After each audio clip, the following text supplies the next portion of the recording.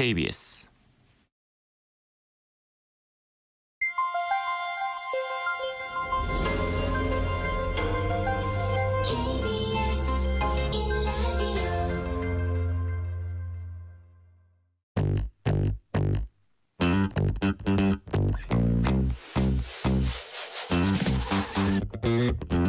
KBS 1라디오 뉴스레터 K.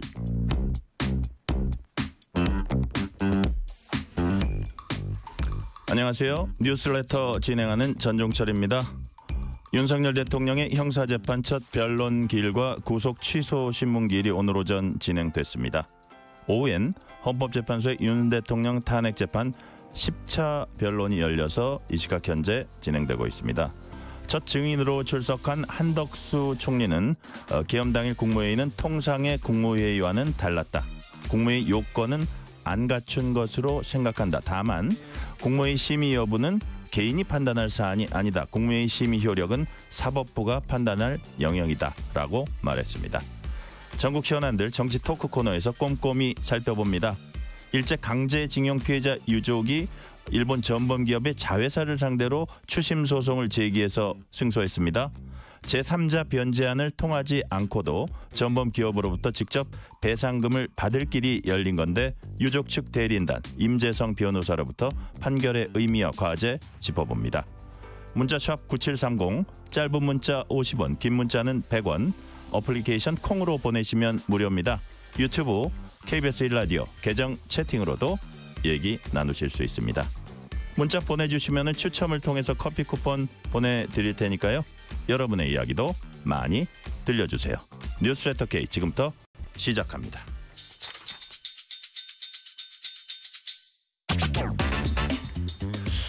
뉴스레터 K 정치 토크 윤주진 시사평론가, 김수민 시사평론가 나오셨습니다. 어서 오세요. 네, 반갑습니다. 안녕하십니까. 제가 너무 씩씩하게 어서 오세요. 두 분 너무 이렇게 차분하죠. 아유, 제가 좀 덜 쾌활하게 할게요. 자, 윤석열 대통령 첫 형사재판이 오늘 오전에 열렸습니다. 첫 번째 공판 준비 기일 13분 만에 마무리됐습니다. 자, 피고인이 꼭 출석할 의무는 없는 첫 형사재판이었는데 윤 대통령이 직접 출석한 이유, 김수민 평론가님 뭘까요? 윤석열 대통령이 헌재의 변론기일 또 늦춰달라고 얘기를 했었습니다. 네. 공판 이 사법 재판하고 일정이 겹치기 때문에 늦춰달라고 얘기를 했는데 안 늦춰졌거든요. 근데 그렇다고 해서 만약에 오늘 이 공판 준비기일에 참석을 안 하면 아니 그럼 왜 늦춰달라고 했어? 이런 얘기가 나오겠죠. 그런 것도 있을 거라고 보여지고 사적이고 인간적인 부분도 있을 수도 있다. 이왕에 또 오늘 변론 일정이 있는 상황에서 오전에 좀 구치소를 나와서 또 공판 준비기일도 한번 지켜보고 이런 것들도 있을 수 있기 때문에 일단 참석한 것 자체에 대해서는 크게 다른 의미, 큰 의미를 둘 필요는 없지 않나 이렇게 보여집니다. 네. 자, 윤주진 평론가님은 이거 어떻게 보셨어요? 현직 대통령이 탄핵 심판이 아닌 형사 재판에 출석하는 건 이제 우리가 헌정사에서 최초로 봤습니다. 네네. 왜냐하면 내란과 외환해제가 아닌 이상 소출을 받지 않기 때문에 어쩌면 현직 대통령임에도 불구하고 이렇게 형사 재판에 출석하는 모습으로서 본인의 어떤 담담하고 당당한 모습을 좀 어필하려고 했던 것도 있는 것 같고요. 또 사실은 이제 오늘 형사 재판은 첫 번째는 이제 그 형사 재판 전체에 대한 공판 준비기였지만 네. 그 다음에 바로 이제 구속 취소 신문이 이어졌기 때문에 오늘 같은 경우는 보다 구속 취소의 신문에 좀 더 방점을 두고 있었다라고 저는 보거든요. 그래서 두 개의 재판이 연달아 이루어지는데 첫 번째 건 안 나가고 두 번째 나가고 이렇게 할 수는 또 없다고 판단했기 때문에 일관성 있게 그냥 참석을 한 것이다. 또 헌재가 아까 말씀하신 대로 변론기일을 좀 이제 10차 변론기일을 잡은 것과 날짜가 겹치는데 이 겹치는 것 때문에 미뤄달라고 했던 것이거든요. 그래서 네. 본인의 장애에 출석을 할 또 의무가 있었다고 본 것이 아닌가 이렇게 판단합니다. 네. 자, 오늘 보니까 윤 대통령 측과 검찰 측 다 나름대로 이제 어떤 요청을 재판부에 이제 하던데 윤 대통령 측은 기록이 워낙 방대해서 기록 확인에 3주 정도 시간이 걸린다. 이런 부분을 좀 감안해 달라 이렇게 요구를 했고 반면에 검찰 측은 이게 증거 관련 그 기록이 7만 쪽이래요. 7만 쪽이어서 워낙 방대하다 보니까 주 2회 내지는 3회까지 집중 심리를 할 수 있도록 해달라. 그랬더니 여하튼 뭐 법원이 양쪽의 요구를 다 들어주는 그런 모습을 보였습니다. 2차 공판 준비 기일도 또 열고 또 그다음에 이제 검찰 측 요구도 수용해서 집중 심리 뭐 주 2, 3회 이거 되게 빡빡하긴 하겠지만 워낙 뭐 자료가 방대하고 그렇다고 하는데 자 윤주진 평론가님 이거는 네. 뭐 어쩔 수 없는 상황이라고 보십니까? 집중 심리. 그리고 저는 오늘 재판부가 아마 탄핵 선고 관련해서도 그것과 좀 일정을 맞췄다는 생각도 좀 듭니다. 그러니까 이제 윤 대통령 탄핵 심판이 어쨌든 지금 현재 진행되는 재판 중에서는 가장 중요한 것이잖아요. 뭐 직무가 정지되느냐 마느냐 이게 우리나라 국가의 어떤 앞날에 있어서도 제일 중요한 변수기 때문에 일단 그 변수가 풀어지고 나서 그 다음에 재판을 시작해도 충분히 늦지 않다라고 판단을 한 것으로 저는 보이고요. 또 두 번째로 만약에 기각이 될 경우에는 또 그러면 현직 대통령에 대한 이 재판의 부담 이런 것들도 있기 때문에 네. 좀 판단을 달리할 수 있다. 다만 집중 심리를 하는 것은 당연히 이제 재판을 신속하게 진행을 함으로써 어떤 혼란상도 피하고 네. 또 탄핵 심판도 주 2회씩 계속 변론을 해야 하지 않습니까? 네. 또 지금 현재까지 탄핵 심판을 통해서 어떻게 보면은 거의 대부분의 사실관계에 대해서는 한 번쯤 크게 한번 훑어본 상황이에요. 네. 그렇기 때문에 느릿느릿 갈 필요가 없고 신속하게 결론을 낼 수 있다라고 판단한 것이 아닌가 싶습니다. 하나만 더 짧게 여쭤보면 김영현 전 국방장관 조지호 경찰청장 등의 사건과 병합하지 말아달라고 또 검찰이 요구한 이런 거 요구한 이유가 뭡니까? 왜 우리가 병합이라고 하는 게 네. 왜 이재명 대표가 사실은 가장 잘 써먹었던 수법 아니었습니까? 뭐 재판을 병합해가지고 재판 지연을 한다. 아무래도 여러 명의 피고인을 동시에 심리하다 보면 훨씬 더 복잡해져요. 복잡해지는 것도 있고 이게 이 말과 저 말이 다를 경우에 또 다시 한번 따져봐야 되고 그렇지 않겠습니까? 그래서 검찰은 신속하게 윤 대통령만 핀셋으로 딱 집어서 재판이 진행돼야 된다 이렇게 지금 주장을 네. 하는 것인데 그런데 저는 조금 이것은 이해하기가 어려운 것이 윤 대통령의 혐의와 김용현 전 장관의 혐의 또 조지호 청장 등등 지금 현재 기소가 돼서 재판을 받을 예정인 분들의 혐의가 사실은 하나의 줄기로 엮어지는 거잖아요. 내란의 우두머리부터 시작해서 중요 임무 종사까지 이게 한 축으로 이어지는 것인데 이거를 전혀 별개가 아니다. 별개가 전혀 아니라 사실은 네. 같은 거죠. 같은 사건이죠. 우리가 예를 들어서 어떤 흉악 범죄가 있는데 흉악 범죄를 다루는 데 있어서 뭐 예를 들어서 뭐 조폭의 두목이 있고 그 밑에 실행한 사람이 있는데 따로 재판할 이유가 전혀 없는 거잖아요. 만약에 그런 논리면 저기 이제 관련된 그런 그 기관장들이 그렇게 증언을 했는데 윤 대통령이 부인한 뭐 윤 대통령 말만 그러면 채집을 할 건지 또 그것도 아니잖아요. 그래서 저는 정말 공정하고 다각적으로 종합적으로 재판을 하려면은 사실 병합하는 것이 맞다고 보거든요. 검찰이 너무 속도전에만 집중을 해서 재판의 본질을 좀 망각한 것이 아닌가 하는 아쉬움이 있습니다. 자, 김수인 평론가님 네. 진짜 보니까 2차 공판 준비기를 24일 했는데 이번 달 24일인 줄 알았더니 다음 달 24일이에요. 네. 그러니까 아마 탄핵 판단이 나온 다음으로 좀 넉넉하게 뒤로 밀어놓은 것 같다는 생각은 듭니다. 그러니까 네. 약간 그런 정무적인 고려를 형사재판정에서 한 것 같아요. 근데 그게 시점상 탄핵이 선고될 것 같은 그 시점이 3월 초, 중 이렇게 네. 돼 있기 때문에 네. 시점상 맞물려서 그렇게 보일 수는 있겠는데 근데 저는 조금 시간을 더 준 거는 재판부 나름의 그 피고인이 많은 기록들을 살펴봐야 되기 때문에 거기에 대한 배려한 거다? 그렇죠. 방어권 행사 뭐 배려도 아니고 기본적으로 그 권리 네. 권한이라기보다 권리를 네. 존중해 준 것이다. 뭐 충분히 있을 수 있는 일이라고 보고 근데 다만 한 번 시작했을 때는 집중해서 좀 속도를 내겠다라고 하는 그 것이 전까지 이제 충분히 준비하고 그렇죠. 있어라. 그러니까 저는 이제 검찰과 피고인의 입장하고 사법부의 입장이 네. 묘하게 잘 맞아떨어졌다. 물론 뭐 윤 대통령이나 검찰 측에서는 100% 본인들의 바라는 대로는 안 됐다라고 할 수도 있겠지만 그 사이에서 이제 양쪽의 필요성, 양쪽이 제기하는 필요성들을 기본적으로는 인정을 해서 그 준비까지는 시간을 좀 주되 본격적으로 변론에 들어갔을 땐 집중 심리한다. 네. 이렇게 이제 판가름이 난 게 아닌가 싶고 병합 여부는 저는 이거는 법원의 재량에 어지간하면 맡겨야 될 일이라고 봅니다. 법원 입장에서 재판을 하는 데 있어서 그냥 병행 심리를 해도 문제가 없다라고 생각이 들면 그리고 충분히 속도를 낼 수 있는 재판이다라고 판단을 한다면 병행 심리를 하면 되는 것이고 근데 병행 심리를 했다가 이쪽 사건의 피고인이 저쪽 사건의 증인으로 또 출석해야 되고 똑같은 내용을 얘기해야 되고 이런 것들이 너무 중첩된다 싶으면 그건 병합을 해도 될 문제다. 저는 뭐 이재명 대표 재판도 마찬가지고 병합이냐 분리냐의 또 여러 가지 논쟁이 있었지만 그거는 법원의 판단에 맡기는 것이 어지간하면 그것이 바람직하다고 봅니다. 네, 김수민 평론가께는 요거 먼저 좀 여쭤볼게요. 공판 준비기일에 이어서 구속 취소 신문이 열렸습니다. 자, 오늘 아주 열띤 공방을 주고받았다고 하는데 윤 대통령 측은 구속 기한이 만료된 뒤 기소돼서 불법 체포 구금 상태다. 그러니까 뭐 구속 취소 신청서 낼 때도 얘기했던 내용. 반면에 검찰은 유효 기간 내 적법한 조치였다 이렇게 맞서고 있거든요. 이 부분은 이 사안은 어떻게 보십니까? 일단 구속 기한이 이미 만료됐기 때문에 풀려나야 된다라고 하는 게 윤 대통령의 입장인데 근데 네. 지금까지의 이 여러 사건의 역사들을 살펴보면 검찰 측의 주장 그러니까 일수로 계산을 해야 되고 뭐 이번에도 적법하게 구속 기한을 다 지켰다라고 하는 그 주장이 채택이 될 거라고 봐요. 그래서 저는 윤석열 대통령 측이 워낙에 여러 가지 일일이 다 문제를 제기를 해왔기 때문에 이런 것까지도 결국 또 도마에 올린 것이 아닌가 그렇게 보여지고 제가 흥미롭게 지켜본 것은 또 공수처에 대해서 공수처를 검사로 보지 않고 사법경찰이라고 봤다는 거예요. 네. 그 사법경찰이 했기 때문에 이거를 그 사건을 송부하고 나서도 시간 계산을 이제 경찰이 송부한 것처럼 그렇게 계산을 해야 된다. 이렇게 다뤘는데 사실 공수처가 물론 일부 사건 특히 윤석열 대통령 사건을 포함해서 일부 사건에서 기소권이 없기 때문에 수사권만 있다라고 보이는 그런 그 사건도 있지만 네. 그걸 가지고 사법경찰이라고 해석할 수 있는가.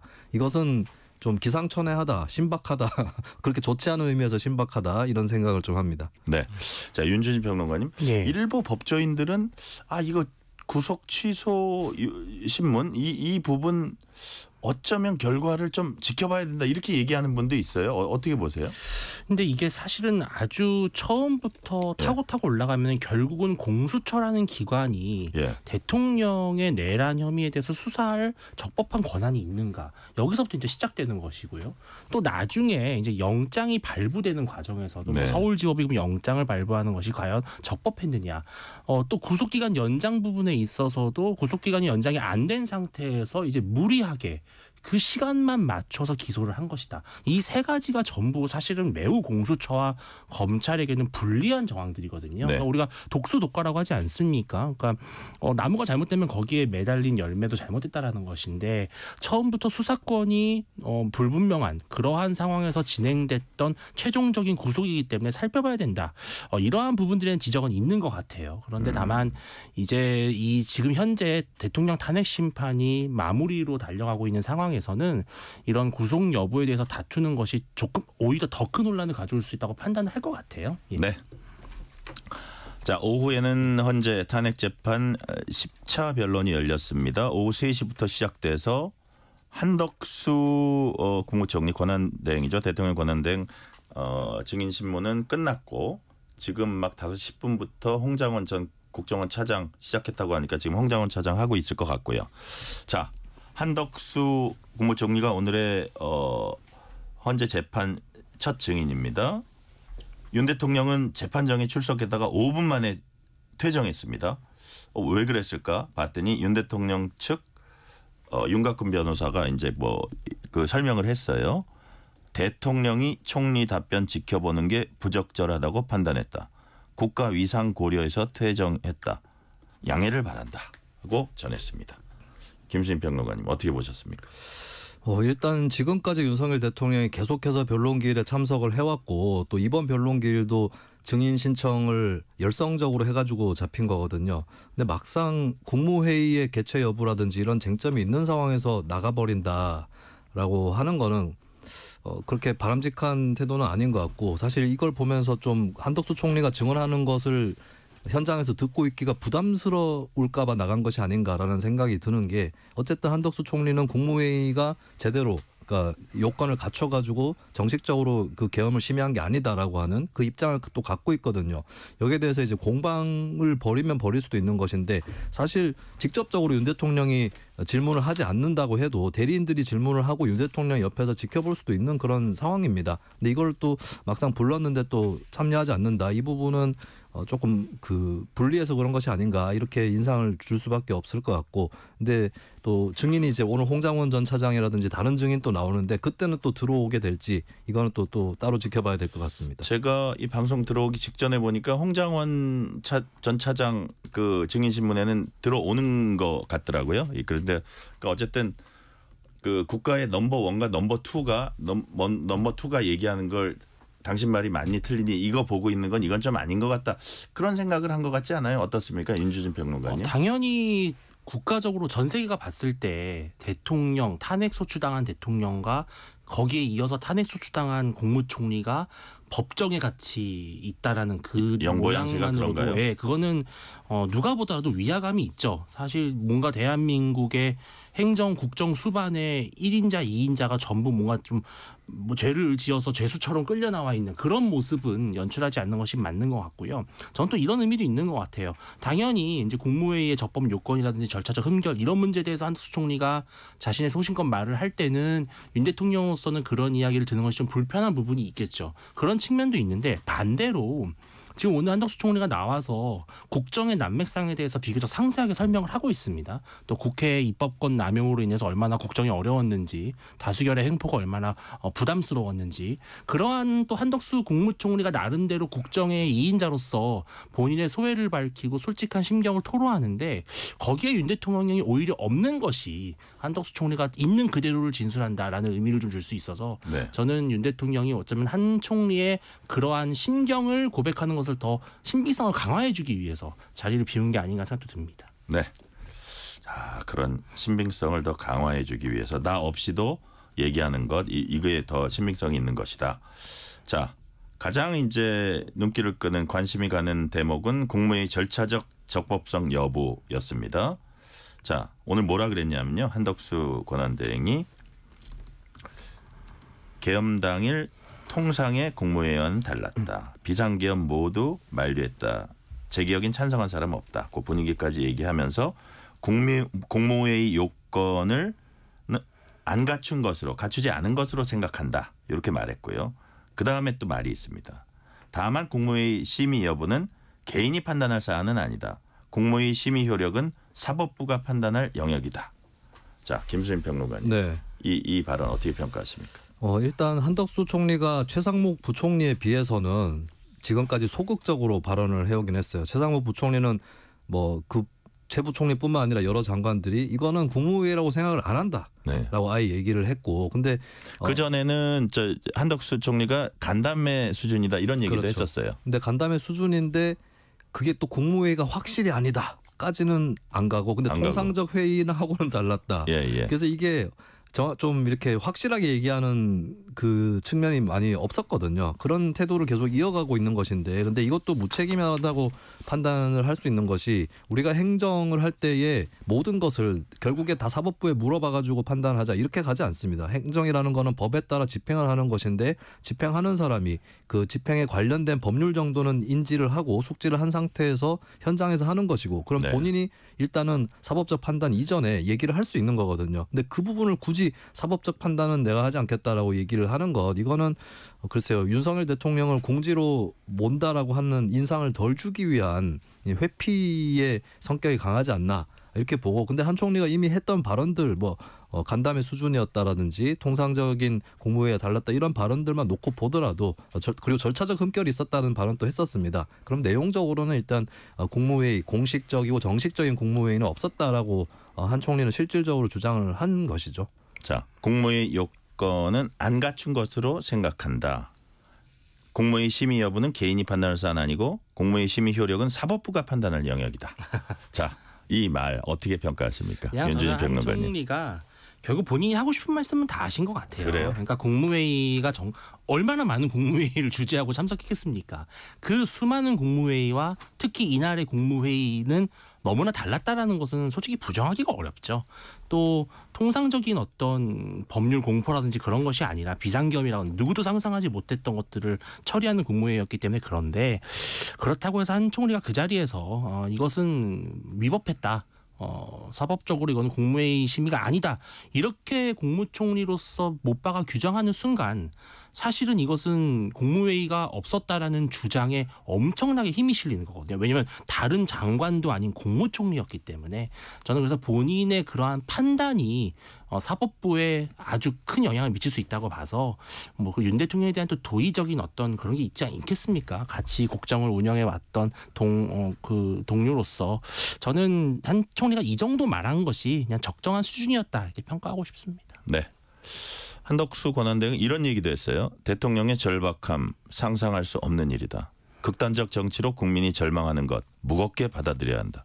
왜 이런 얘기했을까요? 윤주진 평론가님. 그러니까 윤 대통령이 본인이 이번 비상계엄을 선포하게 된 배경이 비상사태 혹은 뭐 전시와 사변에 준하는 그러한 것으로 인식을 했는데 그렇다면은 국무총리로서도 그렇게 생각하느냐라고 물었을 때 실은 대통령은 국민이 직접 선출한 지도자고요. 임기가 보장돼 있고 그리고 최후의 모든 결정을 지어야 되는 아주 외로운 자리죠. 국무총리만 하더라도 실은 대통령이 임명을 하는 자리고 얼마든지 임기도 교체할 수 있는 사실은 그 무게감은 완전히 다르죠. 그래서 한덕수 총리가 감히 대통령으로서 이랬을 것이다 저랬을 것이다 판단하는 것 자체가 실은 좀 범위를 넘는 것이라고 보는데 다만 오늘 이제 한 총리도 다수결의 횡포, 다수결의 문제 또 의회가 너무 입법권을 남용해서 악법을 뭐 잘못된 법안을 계속 밀어붙였다.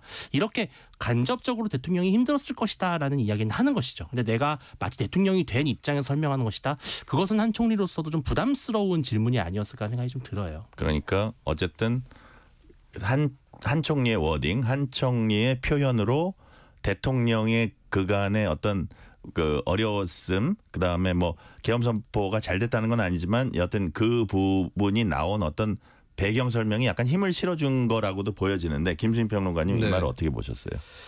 일단 근데 뭐 예산안 심의하고 국회에서 그렇게 하는 거에 대한 어려움이라든지 뭐 윤석열 정부 쪽에서 표현하는 줄탄핵이라든지 이런 것들이 근데 다른 수단도 여러 가지 있는 거기 때문에 이거는 네. 한덕수 총리가 윤 대통령 입장을 보조를 해주든 말든 간에 이게 성립될 수가 없는 것이다. 이거는 분명한 것 같습니다. 예산안 같은 경우도 자꾸 야당에서 삭감했다는 주장을 했는데 계엄 당시에 예산안 심의가 끝나지 않았어요. 그리고 심지어 윤석열 대통령은 대국민 담화에서 삭감되지도 않은 원전 예산이 삭감됐다라고도 얘기를 했단 말이죠. 그 네. 시간에 야당하고 협상을 하면 되는 거고 그리고 예산안 같은 경우는 법안하고도 또 다른 게 정부 입장에서도 지렛대가 있습니다. 왜냐하면 증액에 대한 동의권을 갖고 있고 증액 하나도 안 해주겠다라고 버텨버리면 야당 쪽에서도 그러면 우리가 이거는 삭감을 안 할게 이런 식으로 해가지고 지금까지도 많이 협상을 해왔고 예산안이 아마 해를 넘겨가지고 통과된 것은 제 기억으로는 거의 없거나 뭐 두 개 중에 하나인 것 같은데 예, 그런 걸 왜 12월 3일에 계엄을 했느냐 이거는 전혀 핑계가 안 되는 거죠. 그리고 탄핵 같은 경우도 헌법재판소에서 결국에 최종 결정을 하는 거고 그리고 보면은 윤석열 대통령 쪽도 그렇고 지지자들도 그렇고 자꾸 20몇 번의 탄핵이라고 표현하는데 실제로 탄핵 소추가 된 것은 그 당시 한 10명째 정도 추진이 되고 있었어요. 예, 그런 상황에서 그것도 그때는 검사 3명에 대한 추가 탄핵도 안 됐을 상황입니다. 근데 그때 이게 탄핵을 핑계로 그게 정부를 마비시킨 것도 아니고 검찰 수사를 마비시키는 것도 아닌데 탄핵을 했다. 이런 것들은 성립이 잘 안 되는 거죠. 이런 거는 이제 한덕수 총리가 윤 대통령 쪽에 좀 편을 들어준다고 해도 계엄에 이른 사유를 설명할 수는 없다. 이렇게 생각합니다. 네, 두 번째 증인은 홍장원 전 국정원 1차장입니다. 5시로 잡혀 있었는데 아마 5시 10분부터 증인 신문이 이제 시작됐다고 하는데 회의장에 들어가기에 앞서서 아마 기자들이 물어보니까 기억나는 대로 다 얘기할 것이다. 메모 실물 갖고 왔다. 뭐 이런 얘기도 했어요. 자, 지금 보통 뭐 여러 장을 작성한 경위가 뭔지, 작성 장소가 뭔지 뭐 이런 것들을 갖고 지금 얘기가 쭉 나오잖아요.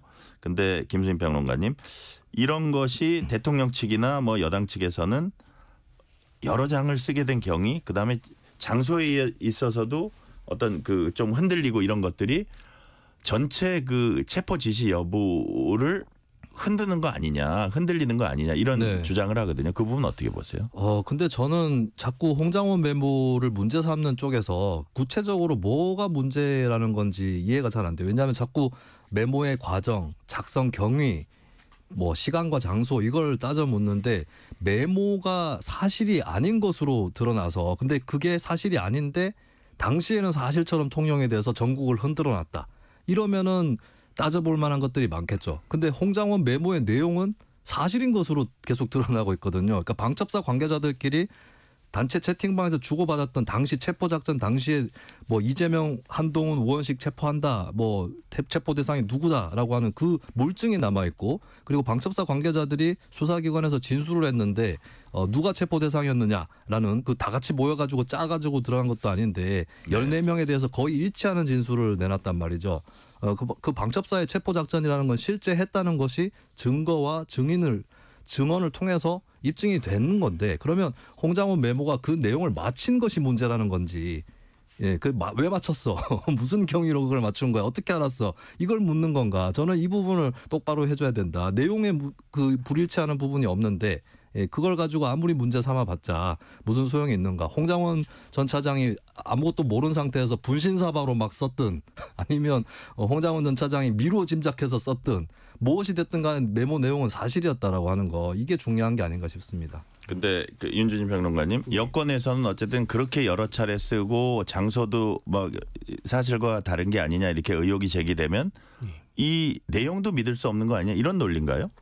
그러니까 이게 사실은 우리 김 평론가님 말씀하신 대로 지금까지 나온 이 체포 명단 리스트라고 하는 것에 이 뒷받침하는 뭐 진술이든 증언이든 정황이든 메모든 이것이 홍장원 차장에만 있었다라면 그러니까 아무도 이런 얘기를 하지 않는데 홍장원 차장 혼자서만 난 이런 얘기를 들었고 그래서 내가 메모를 했다라고 한다면 이 메모의 작성 시점, 공간 또 작업 과정 이것이 되게 중요한 변수라고 보여져요. 네. 그런데 실은 그러기에는 방첩사라든지 서울경찰청이라든지 여러 가지 차원에서 이 체포라고 하는 것을 미루어 짐작할 만한 증언들은 좀 있습니다.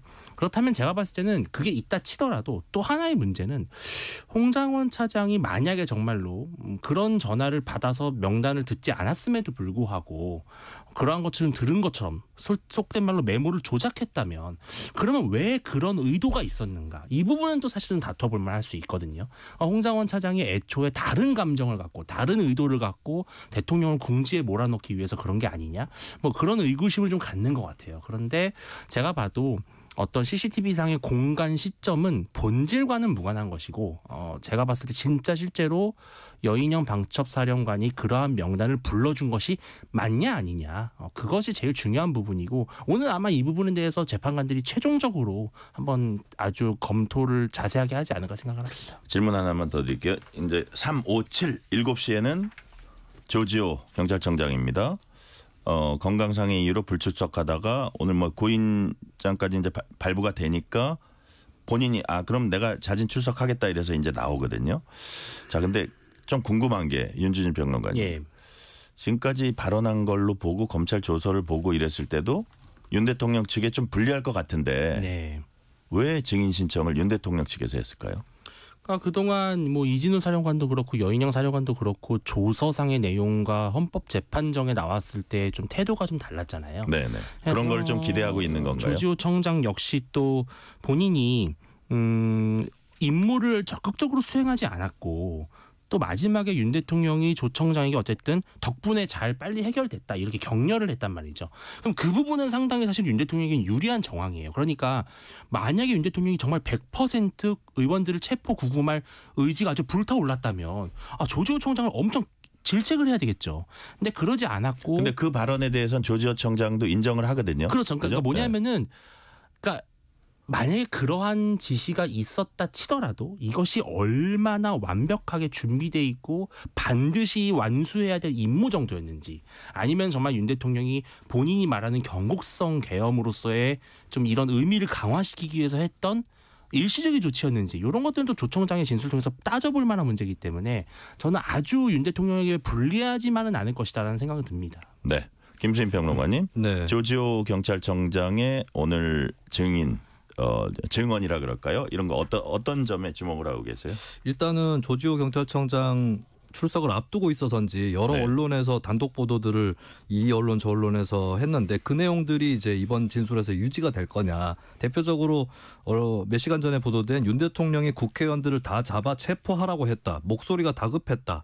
계엄 전후에 8번 통화했다라고 하는 그런 소식이 또 나가기도 했고 그리고 그보다도 이제 더 뭐 확실하게 지금도 얘기할 수 있는 것은 국회 계엄 해제 의결에도 불구하고 윤 대통령이 국회 봉쇄를 풀라는 지시를 하지 않았다. 그래서 사실 객관적으로도 경찰 관계자들이 스스로 판단을 해가지고 이런 경우는 당연히 해제를 해야 된다라고 하는 중간 간부들이라든지 이쪽의 판단들이 있었기 때문에 또 해제가 된 그런 그 서로 간의 교신 내용이라든지 이런 것들이 또 있는 거거든요. 이 내용들을 이제 어느 정도로 유지를 할 건지. 근데 저는 아마도 적어도 그 국회에 이 봉쇄를 해제하라는 지시를 윤 대통령이 했다. 이런 식으로 조지호 청장이 완전히 180도 뒤집지는 않을 걸로 보여요. 근데 다만 이제 예전 증인들의 좀 사례가 있기 때문에 체포를 하라고 6차례 전화해서 닥달했다. 뭐 이런 것들에 관련해서는 좀 더 지켜봐야 될 것 같다. 근데 잘 생각해 보면 예전에도 이진우 전 사령관이나 여인영 전 사령관이 윤석열 대통령한테 꼭 유리한 진술을 한 건 아니었습니다. 그냥 답변을 해야 될 일을 진술 거부권을 행사를 해버린다든지 또 윤 대통령 측 변호인에서 좀 집요하게 묻는 것도 그냥 빠져나간다고 했다든지 그러니까 그들의 목표는 사실 본인들이 사는 거지 윤 대통령을 살리는 것은 목표가 아니었거든요. 전 조지호 청장도 설령 진술을 수사기관에서 했던 것보다 후퇴시킨다고 해도 윤석열 대통령한테 결정적으로 유리하게 작용하는 그런 증언을 할 가능성은 낮다고 봅니다. 네, 이 시간 교통 상황 알아봅니다. 라디오 교통정보센터 공인혜 리포터 나와주세요. 네, 이 시각 교통정보입니다. 헌법재판소 인근의 집회로 오후 내내 안국역 사거리 일대가 전면 통제되면서 퇴근길 율곡로 광화문 방향 정체가 길어지고 있는데요. 지금도 집회 통제 구간 북촌로 헌법재판소 앞에서 안국역 사거리 사이 양방향과 3일대로 안국역 사거리에서 낙원 상가 구간 양방향입니다. 또 율곡로와 이어지는 세종대로 역시 서울역 쪽으로 전 구간 혼잡합니다. 이 밖에 구리방향 강변북로 반포대교 부근 1차로는 사고로, 동호대교 부근 4차로는 고장난 차로 막혀 있어서 뒤로 마포대교부터 청담대교 쪽 운행 크게 더디고요. 반대 일산 공항 방향 정체, 강변북로는 성수대교부터 올림픽대로는 영동대교부터 각각 50여 분씩 이어집니다. 또 내부순환선 성수 쪽 홍제 부근 3차로 사고로 막혀 있어 혼잡합니다. 이 밖에 수도권 제일순환선 일산에서 판교 쪽 자유로부터 송내까지는 한 번에 17km 구간이나 더딘 흐름입니다. KBS 교통정보센터였습니다. 퇴근길, 당신과 함께 읽는 세상 이야기. KBS 일라디오 뉴스레터 K.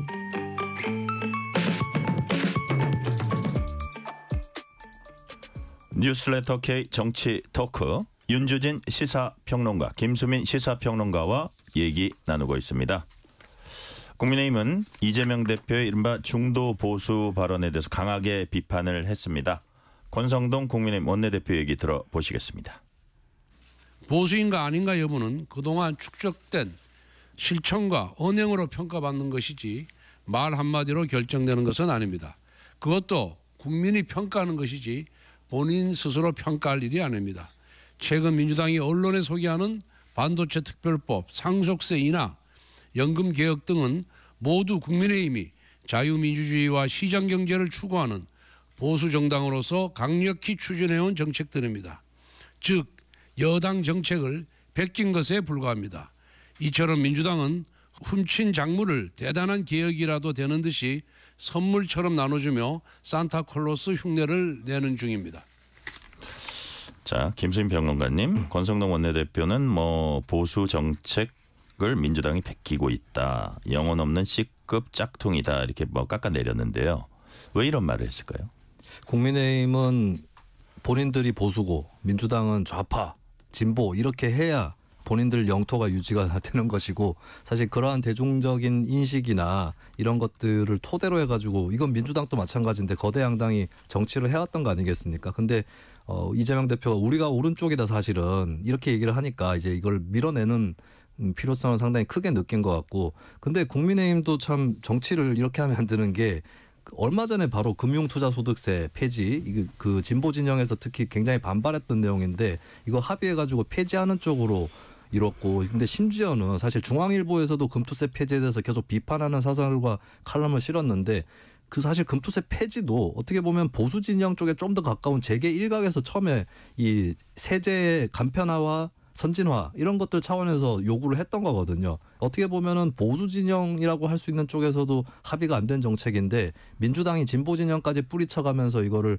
거대 양당이 합의를 했고 저는 이런 식으로 정책에 합의를 하는 게 더 문제다. 합의가 안 돼서 문제인 게 아니라 많은 사람들을 공론장에서 배제시키는 이런 담합과 같은 정치가 문제였던 것으로 보는데 근데 국민의힘은 그런 민주당의 선물을 받고도 마치 받은 적이 없다는 듯이 그렇게 얘기를 하는 거 이것이 참 큰 문제가 아닌가 그렇게 봅니다. 김수인 평론가께 하나 더 여쭤볼게요. 이게 이제 중도 보수 발언을 하니까 친명계와 비명계가 또 완전히 그 반응이 갈리더라고요. 친명계에서는 DJ도 중도 보수를 지향했었고 이게 민주당에서 갑자기 튀어나온 말이 아니다. 김부겸 전 총리가 얘기하는 것처럼 월권이나 뭐 뭘 역사적이고 뭐 이런 것이 아니다라고 하는데 비명계는 당의 정체성을 쉽게 바꿀 수 없다. 여전히 뭘 역사적이다 이렇게 이게 서로 시각이 부딪힌다 그러거든요. 네. 자 그런데 이 양측의 주장 그러니까 어느 쪽이 또 당내에서 좀 우세하다고 지금 감지를 하세요? 수적으로야 당연히 친명이 다수파기 때문에 그렇죠. 친명계 입장이 우세할 걸로 보이고 근데 저는 이게 참 가치가 별로 없는 논쟁이라고 보는 게 네. 이걸 레토릭 싸움이라고 보거든요. 그러니까 실질적으로 정책을 어디로 가져갈 거냐 이것이 좀 둘째 밀려 있고 보수라고 얘기를 해버렸기 때문에 거기에 대한 반발이 좀 심해지는 것 같아요. 근데 사실 이재명 대표만 보더라도 과거부터 본인이 보수라고 여러 차례 발언을 해왔었습니다. 네. 그리고 김대중 대통령 같은 경우도 정계에 1995년에 복귀하고 나서는 뭐 신보수, 중도 우파 이런 표현들을 실제로 썼고, 네.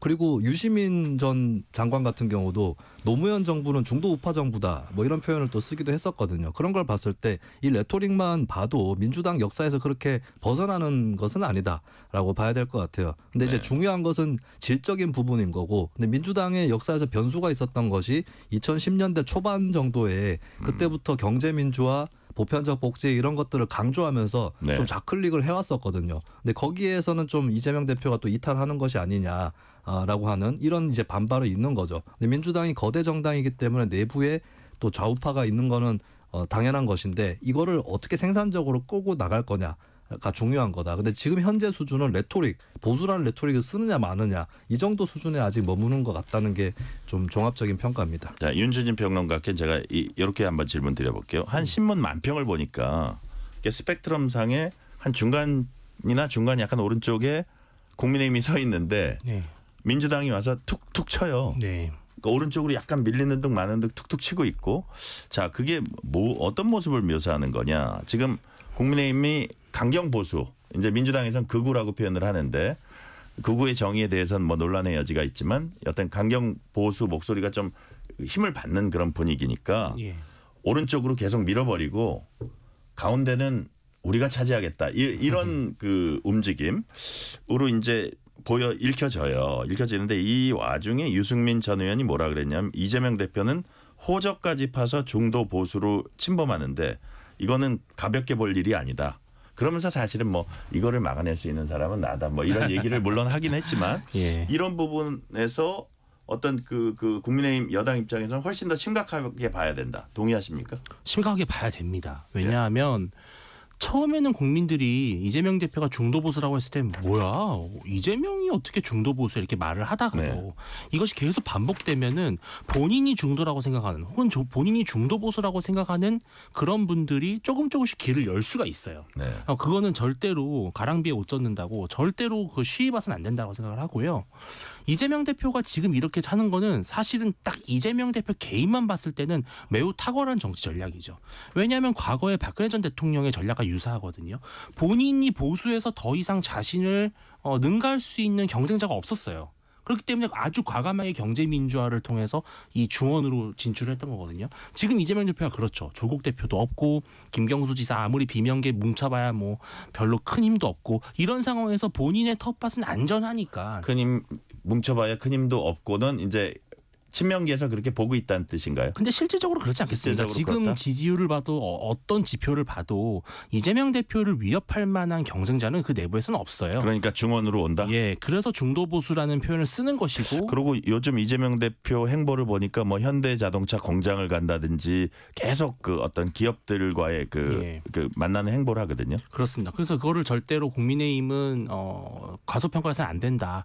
과거에는 정의당이라든지 뭐 민주노동당 혹은 뭐 통합진보당 이런 뭔가 진보 진영에서 더 진보적인 색채를 갖고 민주당을 압박하는 정치 세력이 나름대로 힘이 있었어요. 네. 근데 이러한 세력들이 지금 맥을 못 주고 있는 상황에서 민주당은 매우 자유롭게 운동장을 쓸 수 있다. 그렇다면 국민의힘은 여기서 어떻게 할 것이냐? 저는 국민의힘도 중도로 과감하게 진출해야 되거든요. 네. 그래서 중도에서 싸움을 벌여야 됩니다. 근데 지금의 국민의힘이 과연 그런 정도의 단합력과 정책적 상상력이 있는가? 이 부분에 있어서 이제 당장이 좀 걱정스러운 부분이 있는 거죠. 자, 질문 드린 김에 하나 더 하면 오늘 국민의힘 전략기획위원회가 주최한 토론회에서 전문가들이 이런 얘기했어요. 국민의힘이 탄핵 반대 정당 이미지를 극복하고 중도층 공략에 적극 나서야 한다. 윤주진 평론가님 동의하시는 거예요? 중도를 저는 중도 포기하고 이긴 선거 없다? 저는 정치권에 3대 거짓말이 있다고 생각을 해요. 예. 첫째, 사과하면 지는 거다. 둘째, 여론조사 믿지 마라. 셋째, 중도는 없다. 전 이 3대 거짓말이라고 생각을 하거든요. 중도가 없다라고 말하는 정치 세력이 선거를 이긴 적이 있습니까? 없습니다. 중도층이라는 건 분명히 실제하는 지지층이에요. 그래서 중도의 마음을 사로잡으려면은 과감한 전환, 정책적 전환이 필요하고 용기가 필요하거든요. 근데 지금 국민의힘에서는 뭐 그나마 중도로 나아갈 수 있을 만한 가능성을 가진 사람이 뭐 얼마나 될까. 지금 강성 지지층에 호소하고 그 열광하는 환호 속에서 자신의 어떤 뭐랄까요 정치적인 만족도만 높이는 그런 좁은 정치하면 안 되는데 국민의힘이 좀 안타까운 부분이 있습니다. 네. 김수인 평론가님은 지금 이 뭐 중도 확장이니 중도 침범이니 영토 확장이니 중도층 뭐의 지지를 끌어들이느니 이 부분 어떻게 지금 상황 어떻게 전개되고 있다고 보세요? 저는 근데 중도라는 게 과연 무엇인가 좀 의문이 드는 부분이 있어요. 그러니까 민주당도 그렇고 민주당 같은 경우에 중도 확장 뭐 우클릭이라고 하면서 얘기를 한 게 뭐 당론이 되지는 않았지만 네. 주 52시간을 그 반도체 화이트 칼라 연구 개발직들에게 적용 제외한다 이거하고 그다음에 아직도 변함없이 밀고 있는 게 이재명 대표가 상속세 일괄공제 한도 올리겠다라고 하는데 근데 사실 보면 그 52시간 같은 경우는 사실 현장에서도 나오는 얘기가 이걸 사람 갈아 넣겠다는 거냐 인력 더 뽑고 보수도 더 올려야 된다 이게 더 급하다라고 삼성전자의 노동자들 포함해서 그렇게 주장을 또 하고 있고 네. 그리고 상속세 같은 경우도 우리나라의 상속세를 납부를 하는 사람이 뭐 한 자릿수예요 퍼센테이지로 조금 늘긴 했지만 근데 5억 한도를 8억으로 올리는 것에 그럼 중도층은 다 그런 사람들이 중도에 몰려 있는 것이냐 중산층이랑 똑같은 거냐 아니라는 거죠. 근데 저는 한국 정치가 지나치게 중산층 중상층 위주로 흘러가고 있는 것인데 이거를 마치 그냥 중도라고 얘기하는 것 바람직하지 않다고 보여지고 저는 자꾸 이제 사실 우리나라의 좌우라는 것이 제대로 형성돼 있지도 않습니다. 민주당도 보수 정당이라고 하고 있고 국민의힘은 더 저 오른쪽 끝에 있는 정당이기 때문에 보수 양당제라고 엄밀하게 표현을 할 수 있는데 그러니까 우리나라는 양극화도 없고 중도 수렴도 없습니다. 그냥 우쪽으로 다 쏠려가고 있는 그런 상황인 거거든요. 근데 저는 여기서 뭐 중도 확장 이런 걸 떠나서 좀 아래로 가야 된다. 지금 다들 정책적인 관점들이 중상층에 머물러 있기 때문에 우클릭이나 이런 것이 아니라 하클릭을 해야 된다. 이런 지적을 좀 하고 싶습니다. 이준석 의원이 사실상 대선 출마 선언하면서 오른쪽도 아니고 왼쪽도 아니고 앞으로 간다 그랬는데 우리 김수인 평론가님은 좀 아래를 봐야 된다. 야, 이거 머리에 좀 박히는데요. 민주당 박찬대 원내대표는 여당과 검찰이 한통속이 돼서 명태균 게이트 실체를 은폐하고 있다 이렇게 주장했습니다. 박찬대 원내대표 얘기 들어보시겠습니다. 그 내용을 간단히 정리하면 창원 의창에서 김영선 컷오프가 예상되자 김건희의 조언에 따라 김해 갑으로 지역구를 옮겨 언론에 발표하고 이 기사를 다시 김건희에게 보내 김해갑 공천을 따낸다는 시나리오입니다. 하지만 김건희 명태균은 김영선 공천에 실패했고 그 이유는 당시 한동훈 비대위원장의 비협조라는 게 일반적인 추정입니다. 그 유명한 한동훈의 김건희 문자 일십 사건의 시발점도 바로 이때가 아닐까 추측해 봅니다. 자, 김수인 평론가님, 검찰은 지난해 총선 전에 김건희 여사와 김영선 전 의원이 11차례에 걸쳐 통화 문자로 연락 주고받은 내역도 확보한 것으로 알려졌다. 뭐 이런 것들을 일부 언론들이 많이 쓰던데. 네. 그럼 이제 사실은 지금 공천을 받지 못했잖아요. 그렇죠. 그 전에 재보선도 아니고. 네. 자, 그러면 만약에 이 부분을 수사한다 그래가지고 어떤 실익이 있을지가 있고 또 그 여당에서는 지금 특검은 명백한 대선용이다라고 하는데 좀 그럴 소지가 있습니까? 어떻습니까? 근데 수사 자체를 제대로 진척시켜야 되는 거고 만약에 여당의 불리한 사실들이 계속 나오면 그건 특검이 아니라 검찰 수사에서도 더 밝혀질 거기 때문에 그러니까 저는 국민의힘에서 특검을 반대하는 이유로 검찰이 수사를 하고 있고 조금 더 지켜보고 나중에 판단을 하자라고 얘기를 하면 그건 설득력이 있다고 보는데 근데 그게 아니라 사실 특검 자체에 대해서 대선용이다라고 먼저 얘기를 해버리면 여기에 우리한테 불리한 사실들이 많이 들어가 있어 이렇게 얘기를 하는 것 같이 들리거든요. 예, 그런 것에서 이미 점수를 좀 이렇게 잃고 있는 부분들이 있다고 봐요. 그리고 영부인의 공천 개입 의혹은 사실 김영선 전 의원이 결과적으로 공천에 떨어졌기 때문에 그때 김영선 전 의원을 내리꽂고 이건 아니었다는 거로 해석할 수 있죠. 근데 다만 돋보이는 건 두 가지인 것 같아요. 처음에 그러면 그 전에 재보궐선거 때 공천 개입 부분 이 부분은 결국에 2022년의 일이죠. 그거는 그렇다고 해서 가려질 일은 아닌 것이고 그다음에 사실 이번에 새로 드러난 게 김영선 전 의원을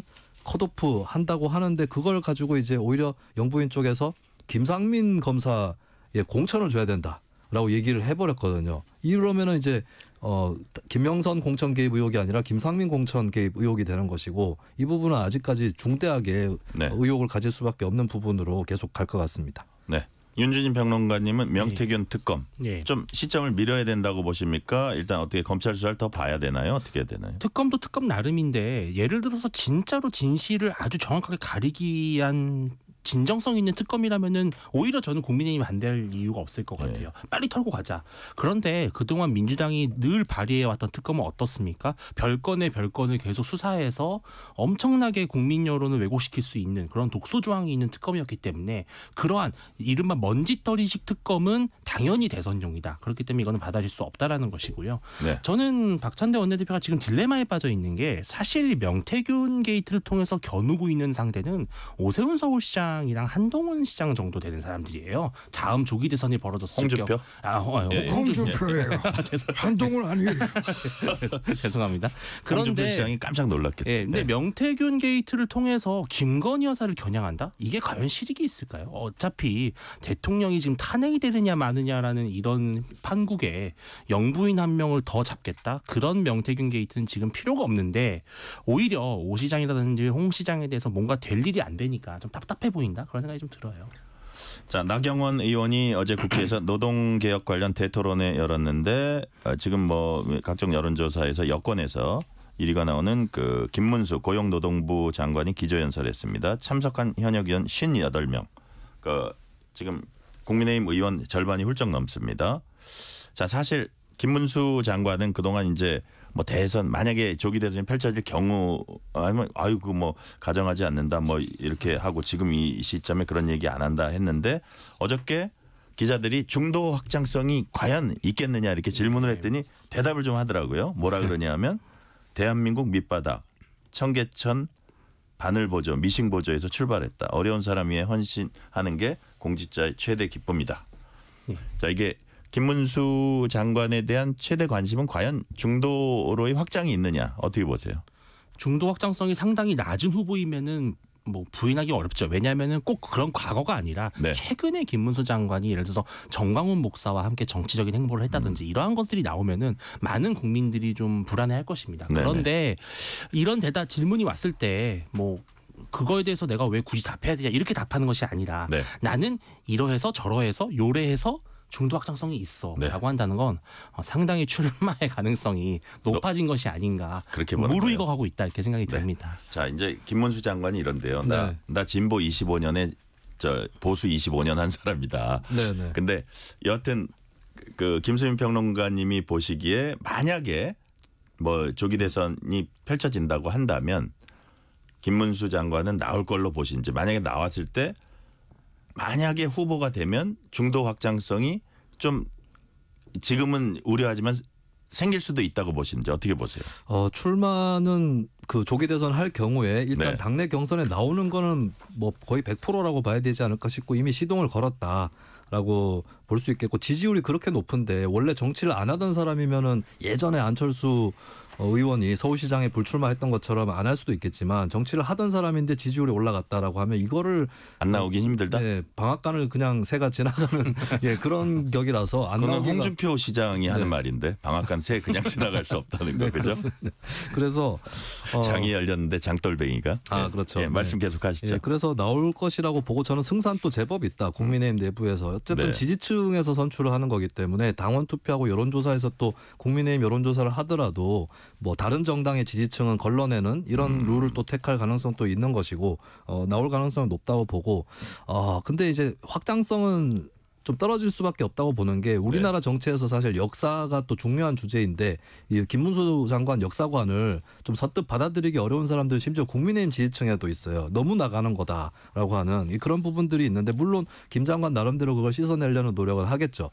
그렇기 때문에 그런데 이제 일단은 기본적으로는 확장성이 낮은데 전 변수는 두 가지가 있다. 뭘까요? 한 가지는 뭐라도 노력을 하는 겁니다. 김문수 장관이. 그러니까 5인 미만 사업장에 근로기준법 확대하겠다고 인사청문회 때 얘기했거든요. 쏙 들어가 버렸는데 대선 공약으로라도 그런 걸 낼 수 있느냐라는 부분들이 있는 것이고 두 번째는 이제 이미 카드를 꺼내셨더라고요. 진실과 청렴한 그런 사람이 공직을 해야 된다. 그러니까 이재명 대표를 겨냥하면서 그렇죠. 이 대표를 공격한 건데 예. 이제 그 프레임 청렴 대 부패 프레임을 100% 짤 거라고 저는 예측을 하는데 네. 그게 통할 거냐. 이게 변수인 것 같습니다. 자, 변수까지 말씀해 주셨어요. 오늘 말씀은 여기까지 듣겠습니다. 지금까지 윤주진 시사평론가, 김수민 시사평론가였습니다. 말씀 감사합니다. 네, 고맙습니다. 감사합니다. 뉴스레터 K 1부 마치고 2부가 이어집니다.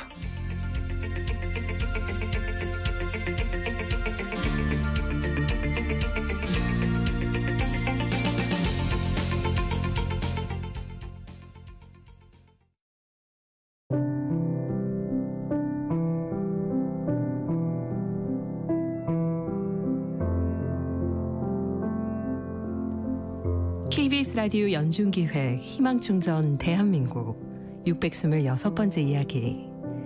안녕하세요. 아나운서 김지윤입니다. 고등학교 2학년이 된 재욱이가 이른 아침부터 바쁘게 움직입니다. 쌀을 씻어 밥을 안치고 찌개와 밑반찬을 준비하는 재욱이. 몸이 아픈 엄마와 누나를 위한 밥상인데요. 오랜 시간 뇌하수체 종양으로 투병 중인 엄마는 수십 알의 약으로 하루를 시작하고 그 옆엔 똑같은 뇌하수체 종양으로 큰 수술을 받고 온 누나가 누워 있습니다. 유전병이 아님에도 같은 병을 앓고 있는 두 사람. 엄마에 이어 누나까지 돌봐야 하는 재욱이는 하루의 절반 이상을 간호에 매달리고 있는데요. 힘겨운 현실이 버거웠던 탓일까요? 건강했던 재욱이마저 틱장애가 생기며 가족들의 걱정은 배가 됐습니다. 그러나 기초수급비가 전부인 지금 병원을 가기가 두려운 재욱이네. 재욱이 가족이 부디 건강한 일상을 찾을 수 있도록 여러분이 두 손을 꼭 잡아주세요.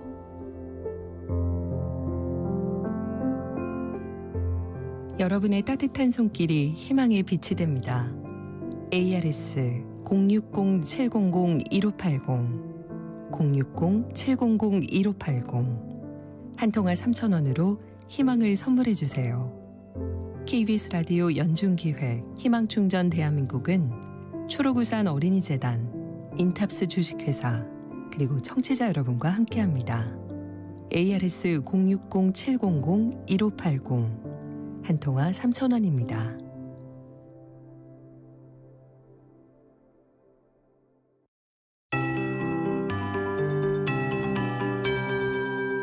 KBS 58분 날씨. 오늘 대부분 지역 낮 기온 평년보다 2도에서 4도 정도 낮았습니다. 아침 추위도 상당했습니다. 겨울의 끝자락과 봄의 앞자락 사이에 통로를 건너기가 쉽지 않습니다. 봄이 오는 길목에서 강풍을 동반한 매서운 추위가 이어지고 있는데요. 내일은 오늘보다 조금 더 춥다고 보시면 되겠습니다. 내일 아침 기온 서울 영하 7도, 대관령 영하 17도 등 영하 13도에서 영하 1도 분포가 되겠고요. 낮 기온 서울 2도 등 0도에서 7도로 낮에도 춥겠습니다. 낮 동안 기온이 오르면서 강이나 호수 등의 얼음이 깨질 우려가 있어서 안전사고에 유의해 주셔야겠고요. 눈이 쌓여있는 일부 내륙에서 밤사이 기온이 떨어지며 빙판길로 변할 수 있어서 이 점도 주의하셔야겠습니다. 당분간 바람이 상당히 강하게 불겠습니다. 또 중부와 전남, 동부, 경상권은 대기가 매우 건조하고요. 그 밖의 지역으로도 점점 건조해지고 있습니다. 차고 건조한 북서풍이 연일 불기 때문인데요. 화재 예방에 신경 써주셔야겠습니다. 그리고 먼바다 중심으로 물결이 매우 높겠습니다. 오늘부터 모레까지 전반적으로 맑은 날씨 이어지겠고요. 내일 새벽에 서해안 쪽에 눈이 좀 날릴 수 있겠습니다. 모레까지 울릉도 독도로는 5에서 20cm의 많은 눈이 쌓이기 때문에 주의해 주셔야겠습니다. 지금 서울의 기온은 영하 1.6도, 습도 26%입니다. 강혜종입니다.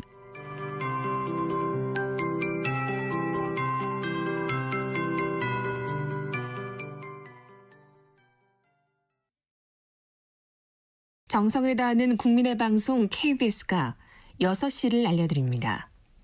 AM 711kHz, FM 97.3MHz, KBS 1라디오입니다.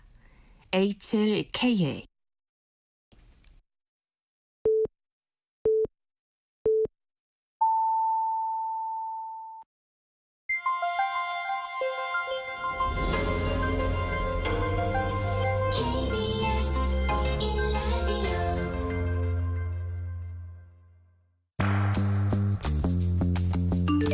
여러분은 지금 퇴근길 시사편지 한 장, KBS 1라디오 뉴스레터 K를 듣고 계십니다.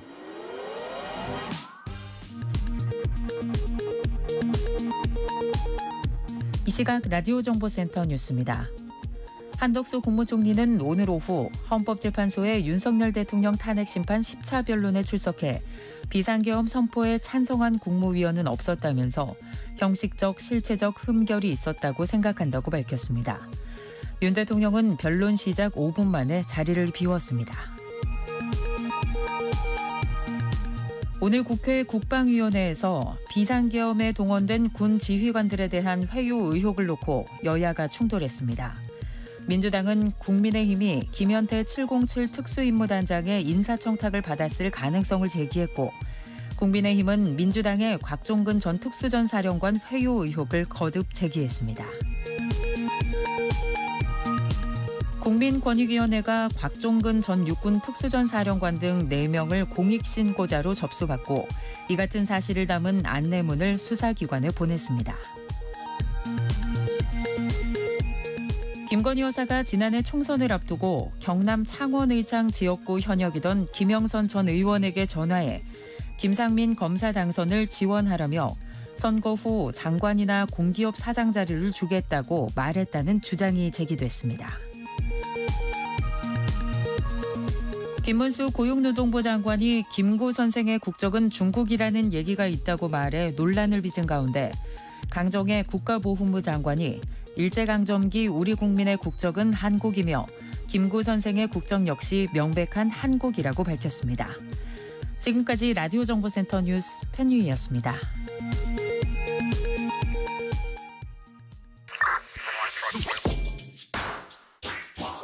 뉴스의 진수를 보여주는 인터뷰, 뉴진수.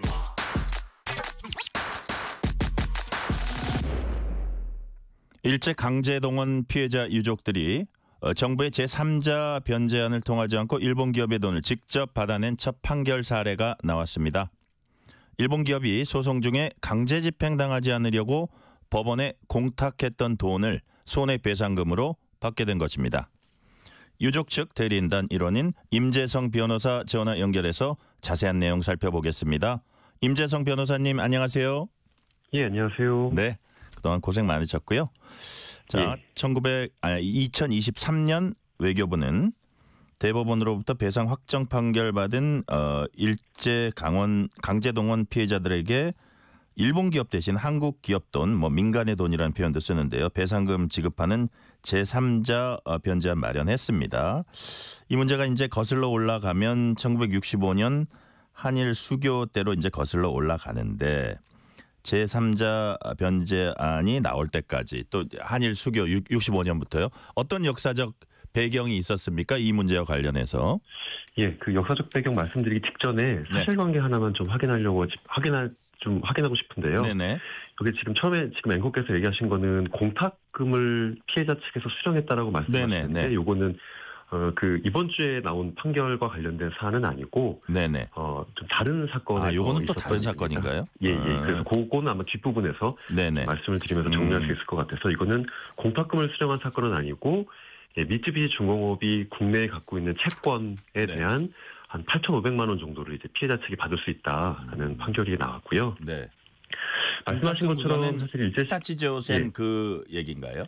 맞습니다. 아, 그렇군요. 이번 주에 나온 사건은 이제 미쯔비시 중공업과 관련된 사건이기 때문에. 네네. 이번 주 가장 최근의 거는. 예, 맞습니다. 그 일제 시기 때에 많은 인적 피해들이 있었습니다. 네네. 탄광이나 군수, 물자, 생산 기업에 조선인들이 끌려가서 고생을 하기도 했고, 또 전장에 일본군 위안부로 끌려가서 고생을 하기도 하셨는데, 이런 것들이 말씀하신 것처럼 1965년에 한국과 일본이 다시 그 국교를 정상화시키면서 일본의 반성이나 배상이 있었으면 좋았겠지만, 사실 그런 것들이 정확하고 명확하게 이루어지지 않았습니다. 그래서 한국 사회가 민주화되고 난 이후인 1990년대부터 그 일제 시기 피해자분들이 우리의 피해를 과연 어떻게 해결할 것인가에 대한 고민이 있었고, 90년대에는 일본에서 소송을 제기했었습니다. 그런데 그 소송의 결과들이 좋지 않았기 때문에 2000년대에는 이제 한국에서 한국 법정에서 소송을 했고, 그것이 최초로 확정되어서 판결이 이루어진 게 2018년입니다. 그래서 아주 과거의 일을 왜 지금 와서 문제 삼냐라고 하시는 분들도 물론 있지만, 따져보면 이분들이 제대로 된 소송을 제기해서 첫 번째 확정 판결 받은 게 2018년이고, 그 판결에 대해서 일본은 굉장히 강력하게 항의를 했고, 또 아시는 것처럼 2019년에는 수출 규제와 같은 방식으로서의 좀 경제 보복과 같은 조치를 취하기도 했습니다. 결국 그러한 외교적 갈등들이 계속 증폭되다가 2023년에 사실상 일본의 요구를 모두 수용하는 한국 정부가 이 문제를 모두 해결하겠다라는 방식의 제3자 변제 정책이 발표가 됐던 게 요 문제의 하나의 모습이고요.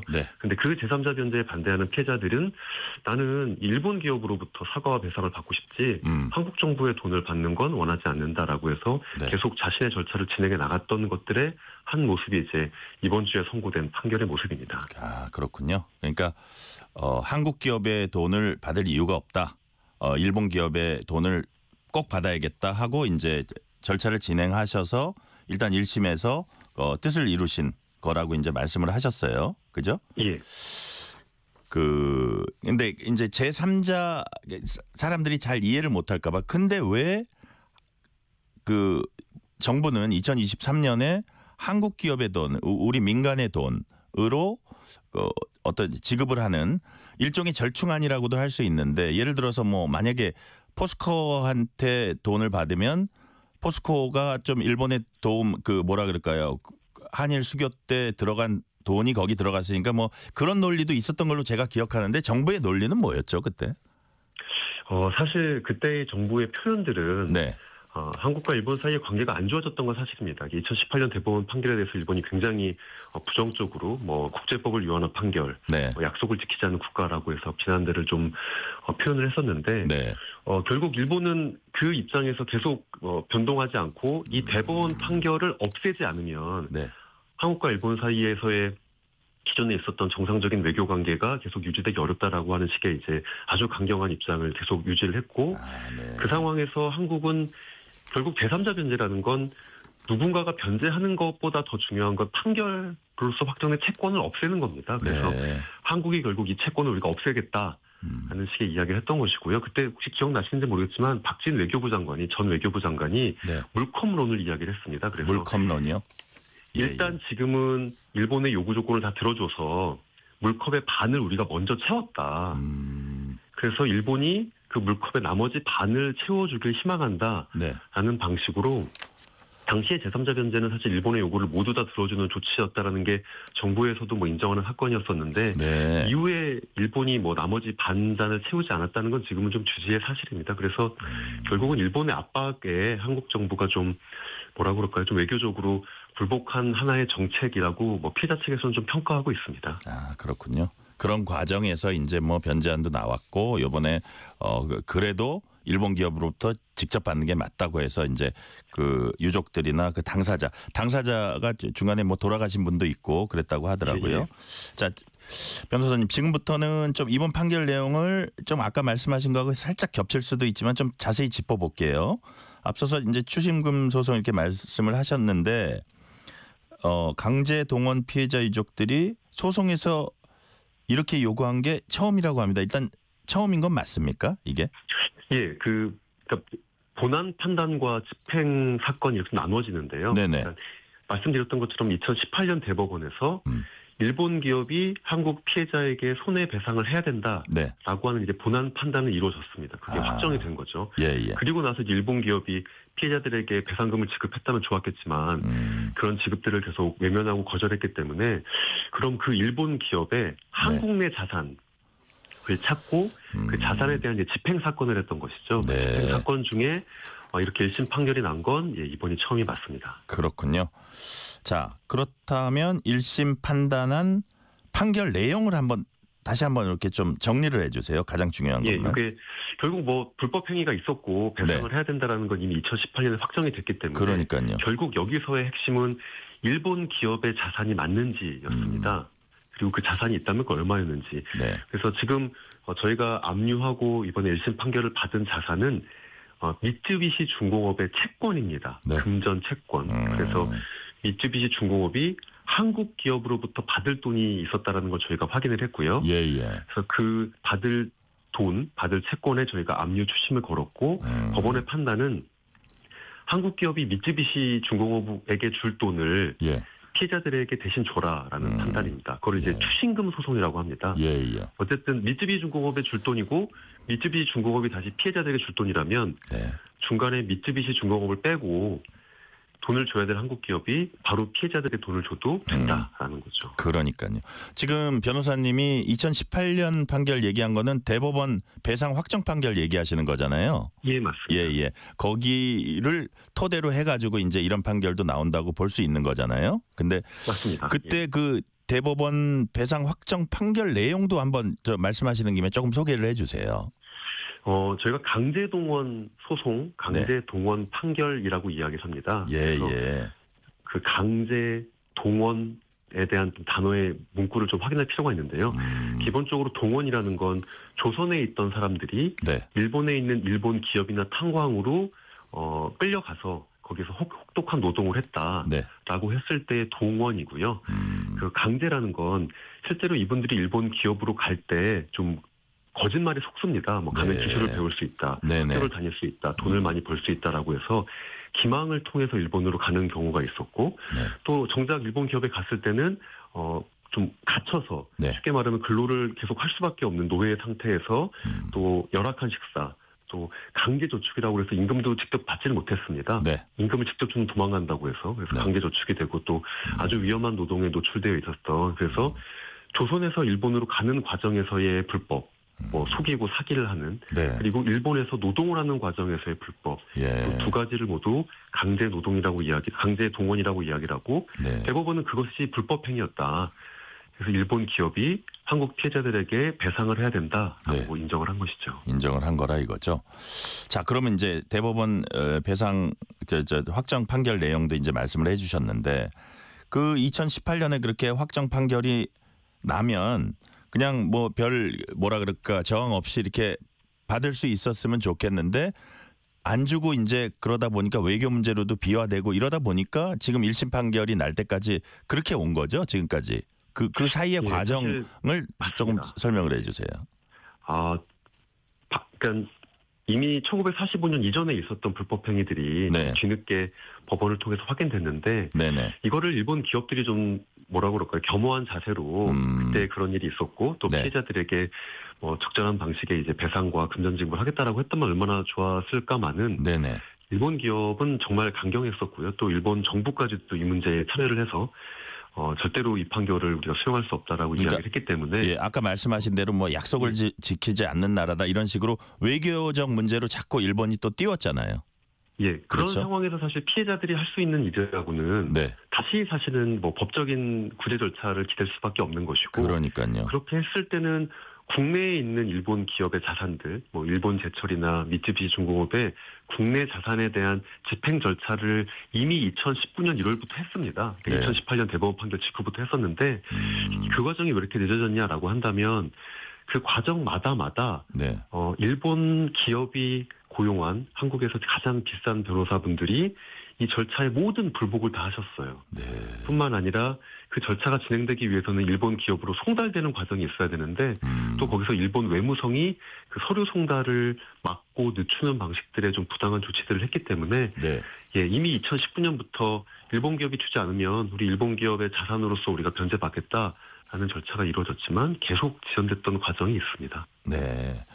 자, 그리고 일본 기업 상대로 이제 배상금 받은 경우는 아까 우리가 얘기했지만 지난해 2월에 히타치 조선이 법원에 공탁한 경우도 뭐 좀 유사하다면 유사한 사례입니까? 어떻습니까? 그때는 어땠어요? 그게 최초죠. 그게 네. 히타치 조센이라고 하는 회사가 공탁을 해놨는데 네. 그거는 왜 공탁을 했냐면 판결이 선고되면 가집행도 선고됩니다. 네네. 그래서 판결이 확정되기 전에도 집행을 할 수 있는 그런 판결 주문도 선고가 되는데 네. 그거를 막기 위해서 공탁을 해놨다가 지금 제가 좀 느끼기에는 그 공탁을 바로 취소해서 찾아갔어야 되는데 예. 공탁을 취소하지 못하고 대법원 판결이 된 다음에 이걸 이제 피해자가 가져가는 게 있었기 때문에 일본 기업의 돈으로 강제동원 피해자가 배상을 받은 건 그게 첫 번째 사례고요. 네. 근데 그건 이제 일본 기업이 공탁을 해놓은 거라서 예. 소송을 통해서 뺏겼다라고 좀 하긴 어렵고 이렇게 좀 본안 판단이 이루어지고 난 이후에 게다가 제3자 변제를 반대하는 의사를 가지신 분들이 네. 별도 소송을 통해서 판결을 받은 건 이번이 처음이 맞습니다. 아, 그렇군요.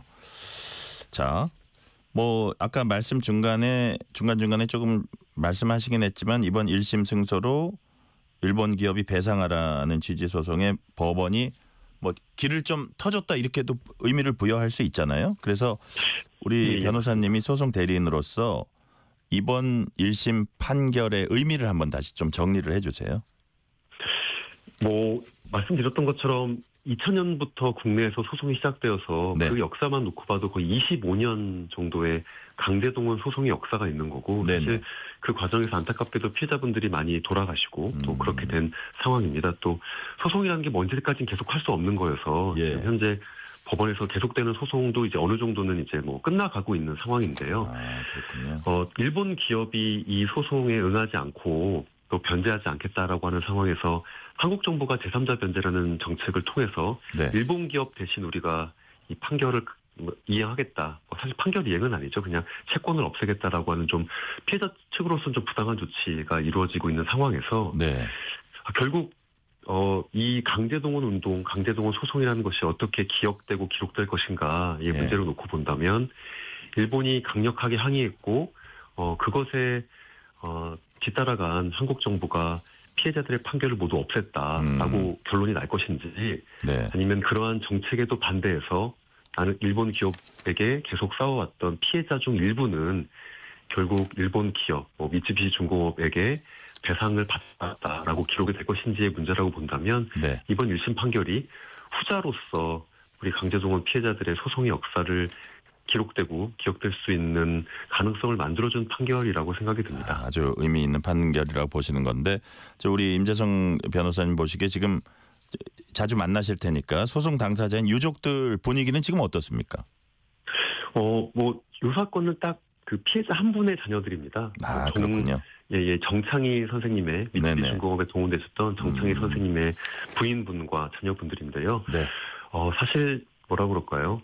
이길지 질지 원래 소송이라는 게 좀 그렇다시피 이길지 질지 모르는 상황에서 좀 걱정도 많이 하셨는데 이겼다는 말씀을 듣고서 아주 기뻐하시고요. 네. 또 이후에 이제 강제 집행을 할 수 있는 가집행이 선고되기도 했었습니다. 그래서 이거를 지금 미쯔비시 중공업의 요 자산을 바로 지금 집행을 할지 아니면 조금 더 두고 볼지 이런 논의는 저희가 3월 중에 만나서 또 하기로 했습니다. 하여튼 저 기뻐하셨습니다. 네. 어쨌든 그 부분은 아직 뭐 결정은 안 되고 조금 더 논의를 해봐야 된다는 말씀이시죠? 예, 맞습니다. 자, 대법원이 최종 판단 내릴 때까지 이거 보통 시간이 얼마나 걸려요? 아마 이 사건은 피해자들에게 돈을 줘야 되는 한국 회사가 사실상 미쯔비시 중공업의 한국 지부와 같은 역할을 하는 회사입니다. 그래서 아마 대법원까지 불복할 가능성이 꽤 크고요. 그러면 시간은 걸릴 것 같아요. 확정될 때까지 뭐 한 2년, 3년이 걸릴 수도 있는데 다만 이 사건에는 가집행 선고가 있었습니다. 그러니까 확정되기 전에도 집행할 수 있다. 그래서 저희는 그 가집행 선고라는 권한에 근거해서 3월이든 4월이든 만약에 집행을 하기로 결정을 하면 집행을 하고 미쯔비시 중공업이라고 하는 일제시대 때 한국인들을 가장 많이 착취했던 일본 기업이 그 피해자 중에 처음으로 자신의 자원으로 자신의 자금으로 배상을 하는 사례가 만들어질 수 있을 거다이지 않을까라고 좀 예상 또 기대하고 있습니다. 가집행 선고가 있었기 때문에 이게 뭐 그 봄에는 가능도 하다 그런 말씀이신가요? 예, 맞습니다. 네, 그렇군요. 자, 마지막 질문 할게요.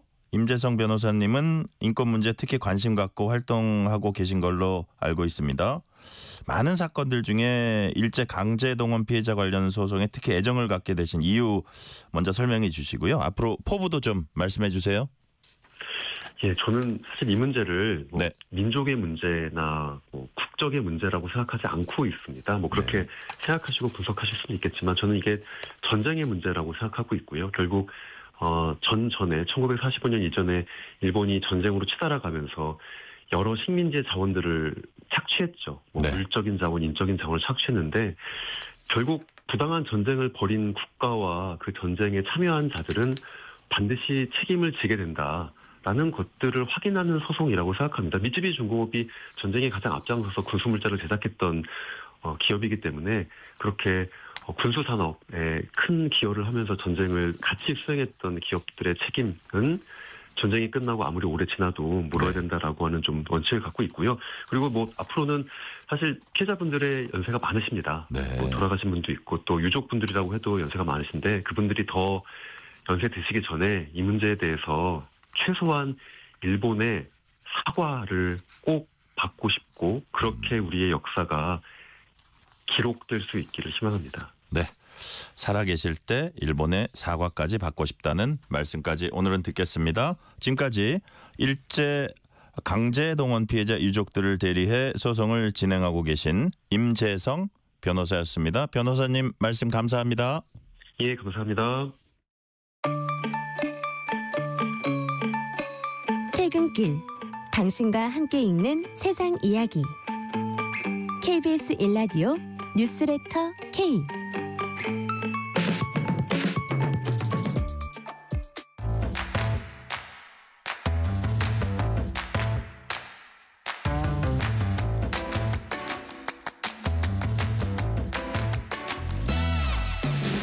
오늘 가장 뜨거운 뉴스, 화제 소식 쏙쏙 골라서 전해드립니다. 뉴스레터 브리핑. 연합인포맥스 윤슬기 기자 나오셨습니다. 윤슬기 기자님 어서 오세요. 안녕하세요. 자, 우크라이나군에 붙잡힌 북한군 포로가 한국으로 가고 싶다는 의사 밝히면서 그의 귀순이 실현될지 이목이 쏠리고 있습니다. 윤슬기 기자님, 자, 북한군 귀순 문제 지금 어떻게 돼가고 있어요? 어제와 오늘 우크라이나 군에 붙잡힌 북한군 포로인 리 씨와 백 씨의 인터뷰가 주목을 받았는데요. 네네. 이들은 이제 어제 공개된 인터뷰에서 80%는 결심했다. 우선 난민 신청을 해 대한민국에 갈 생각이다라고 밝혔습니다. 북한군 포로가 한국으로 가겠다는 의지를 밝힌 것은 이번이 처음인데요. 명확한 귀순 의사를 밝히면서 실제로 이들이 한국 땅을 밟을 수 있을지 주목되는 상황입니다. 네. 정부는 일단 북한군 포로가 헌법상 대한민국 국민으로 귀순 의사가 확인되면 모두 수용한다는 원칙하에 지원하겠다는 입장을 밝혔고요. 이를 우크라이나 정부에도 알린 상태입니다. 네, 본인들도 뭐 80%라고 얘기하긴 했지만 얘기 들어보니까 거의 온다고 생각한 것 같고 제가 이 사람 인터뷰 이렇게 듣다 보니까 북한군에서 포로는 변절이나 마찬가지입니다. 하니까 돌아갔을 때 그 두려움 그 분명히 갖고 있을 겁니다. 자, 그렇다면 이들 북한군 포로들은 국내 언론 인터뷰에서 자신들의 소속 그리고 참전 경위도 밝히더라고요. 뭐라고 했습니까? 네, 지난달 우크라이나 당국의 포로로 붙잡힐 당시에 턱에 부상을 입고 얼굴을 붕대로 감쌌던 북한군의 모습 혹시 기억이 나시나요? 네네, 기억납니다. 이게 언론에 처음 공개된 모습이었는데요. 이 북한군 병사가 바로 인터뷰에서 자신을 정찰 총국 소속이라고 밝힌 리 씨입니다. 그렇군요. 리 씨는 훈련을 받으러 유학 간다는 이야기를 듣고 러시아, 그러니까 우크라이나군과 치열한 전투가 펼쳐지는 쿠르스크에 왔다고 밝혔는데요. 전투에 참가하게 될 줄은 몰랐다고 했습니다.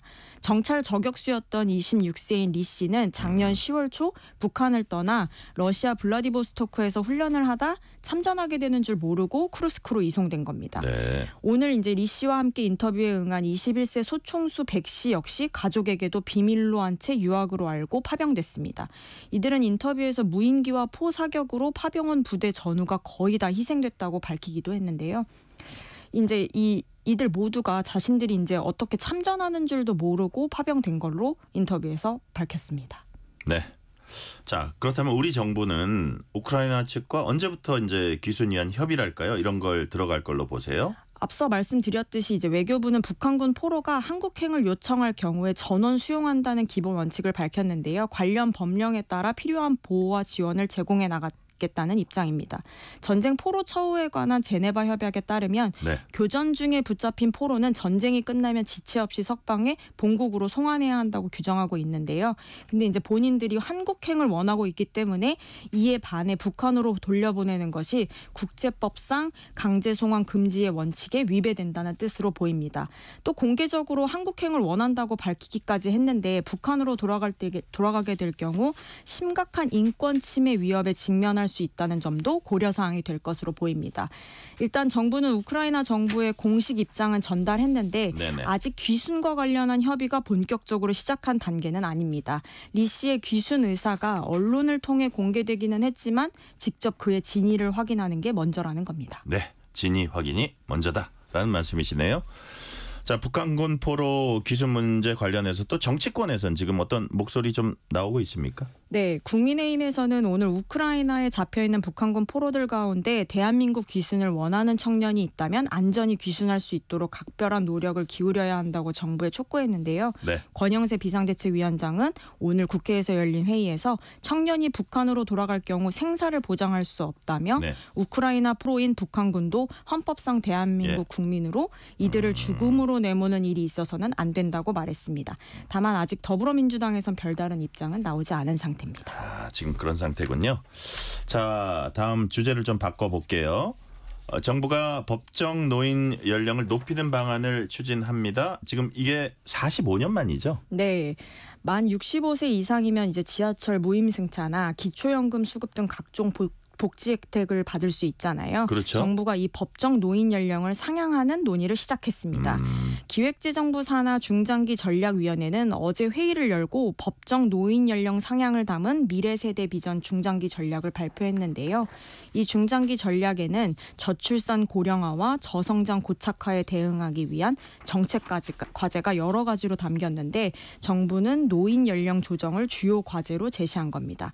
회의에 참석한 김범석 기재부 1차관은 노인 연령 조정에 대한 사회적 논의를 본격화하겠다고 공식 발언했습니다. 노인 연령 조정에 대한 사회적 논의 본격화하겠다.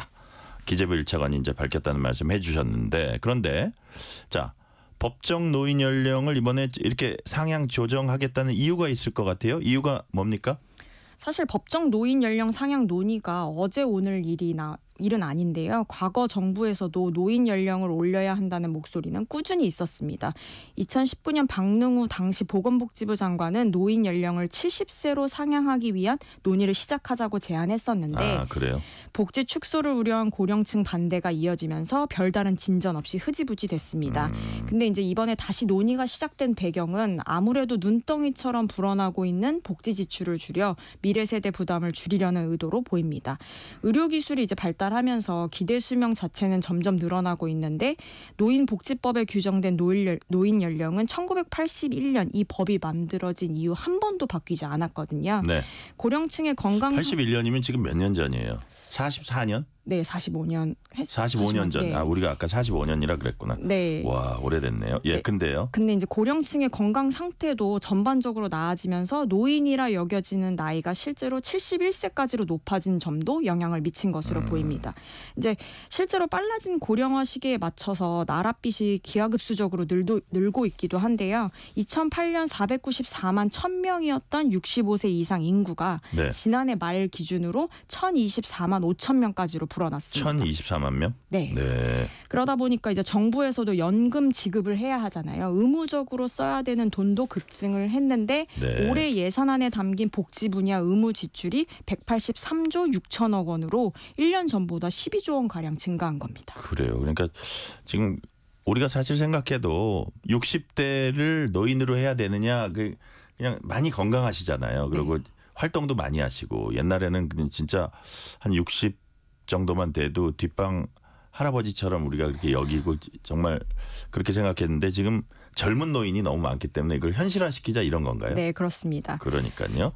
자, 그렇다면 새로운 법정 노인 연령 몇 살로 할지 이거 앞으로 어떻게 정하는 건가요?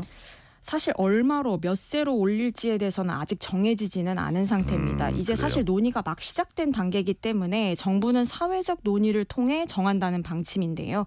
다만 실제 법 개정 작업에 착수를 하게 되더라도 상당한 진통은 예상되는 상황입니다. 일단 정부는 법정 노인 연령 상향을 통해 노인복지법상 경로우대 기준뿐만 아니라 네. 기초연금, 노인 장기 요양급여 등 각종 사회보험의 기준 연령도 함께 높이겠다는 계획인데요. 네. 이렇게 되려면 기초연금법, 국민건강보험법 등 개별법에 각각 나이를 고쳐야 하기 때문에 이런 작업 그리고 또 어떤 제도를 얼마나 어떻게 손볼지 정하는 그 단계부터 이제 이견이 있을 수도 있기 때문입니다. 아, 그렇군요. 이게 생각보다 우린 그냥 나이 뭐 5살, 10살 올리면 될 줄 아는데 그렇게 간단한 문제가 아니고 여러 가지 사안이 다 겹쳐 있다. 예를 들어서 기초연금법이라든지 국민건강보험법이라든지 이런 게 다 겹쳐 있다는 말씀이시고 그러니까 이런 것들을 종합적으로 판단해야 된다는 거네요. 네. 자, 이런 상황에서 정부가 65세 이상 고령 운전자 중에 버스, 택시, 화물차 등 운수 종사자의 운전 능력 평가 기준을 대폭 강화하기로 했다고 합니다. 자, 그렇다면 각종 이제 치러야 되는 검사가 있잖아요. 네네. 검사에서 합격하기 더 어렵게 만든다는 뜻인가요? 네, 규제가 조금 강화된다라고 이해를 하시면 됩니다. 네. 현재 만 65세 이상인 사람이 운전 관련 업무를 하려면 한국교통안전공단이 실시하는 자격유지 검사를 통과해야 되는데요. 사실 이 검사의 합격률이 평균 98.5%에 달합니다. 네. 또 병의원에서 혈압, 시력 등을 검사하는 의료 적정 검사로 자격유지 검사를 대체할 수 있는데 이 검사의 합격률도 평균 99.8%입니다. 그러니까 사실상 검사자 대부분이 특별한 문제가 없지 않는 한 그냥 통과된다라고 봐도 되는데요. 네. 정부가 고령 운수 종사자에 대한 안전관리 우려가 커지면서 사고 예방을 위해 이 65세 이상 고령자 중 버스, 택시, 화물차 등을 모는 운수 종사자의 자격 검사 기준을 대폭 강화하기로 한 겁니다. 병의원에서 실시한 의료 적성 검사로 대체할 수 있는 대상도 줄어들고요. 네. 최근 3년 안에 큰 사고를 냈거나 75세 이상일 경우에는 반드시 자격유지 검사를 받아야 됩니다. 네. 또 이제 운전 중에 사실 실신 위험이 있는 고혈압이나 당뇨 환자 같은 경우는 초기라도 6개월마다 추적 관리를 의무화하기로 했는데요. 그리고 또 현재는 운수 종사자가 직접 의료 적성 검사 결과서를 한국교통안전공단에 제출하도록 하고 있는데 앞으로는 검사한 병의원이 직접 공단에 결과를 통보하는 방식으로 바뀌게 되는 겁니다. 그러니까요. 뭐 각종 사고나 이런 것들 뭐 방지하기 위한 것이라고 하는데 지금 현재 막 98%, 99% 나오는 합격률이 이 자격 기준을 강화하면 좀 많이 떨어질 것 같아요. 네, 뭐 일각에서는 뭐 95% 정도까지는 떨어지지 않겠냐 하더라고요. 근데 이제 기존에 원래 좀 회전문 검사라는 비판도 있기도 했어서 네, 어떻게 될지는 좀 지켜봐야겠네요. 네, 맞습니다. 자, 마지막 소식 질문 드리겠습니다. 멕시코 시티에서 한 여중생이 K-팝을 좋아한다는 이유로 동급생들에게 괴롭힘을 당했다는 이런 일종의 학교 폭력 사건이 일어났습니다. 그런데 이게 현지에서 연일 화제가 되고 있다고 해요. 이거 어떻게 된 겁니까? 지난 4일에 일어난 일인데요. 네. 멕시코시티 이스타팔라파에 있는 한 중학교에서 여중생 한 명이 동급생들의 강요에 의해 3층 높이에서 추락했다는 신고가 접수됐습니다. 이 학생은 인근 병원으로 옮겨져 치료를 받고 있는데요. 골반이 골절되고 내상을 입어서 여러 차례 수혈을 받기도 했습니다. 멕시코시티 검찰은 정확한 추락 경위 등을 확인하기 위해 학교 관계자 등을 상대로 조사를 벌이고 있는데 이 같은 학교 학생 일부가 K-팝과 한국 문화를 좋아하던 이 학생을 조롱하며 괴롭힌 정황이 드러나 검찰이 수사 중인 겁니다. 네. 이제 K-팝을 좋아한다는 이유로 동급생들에게 괴롭힘을 당한 것으로 이 내용이 알려지면서 멕시코 대통령이 이제 학교 폭력 근절을 위한 제도를 강화하라고 지시하기도 했습니다. 네. 오늘 말씀은 여기까지 듣겠습니다. 지금까지 연합 인포맥스 윤슬기 기자였습니다. 윤슬기 기자님 감사합니다. 감사합니다.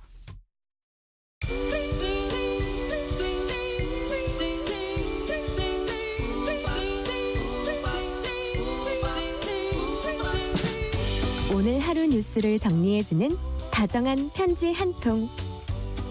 KBS 일라디오 뉴스레터 K.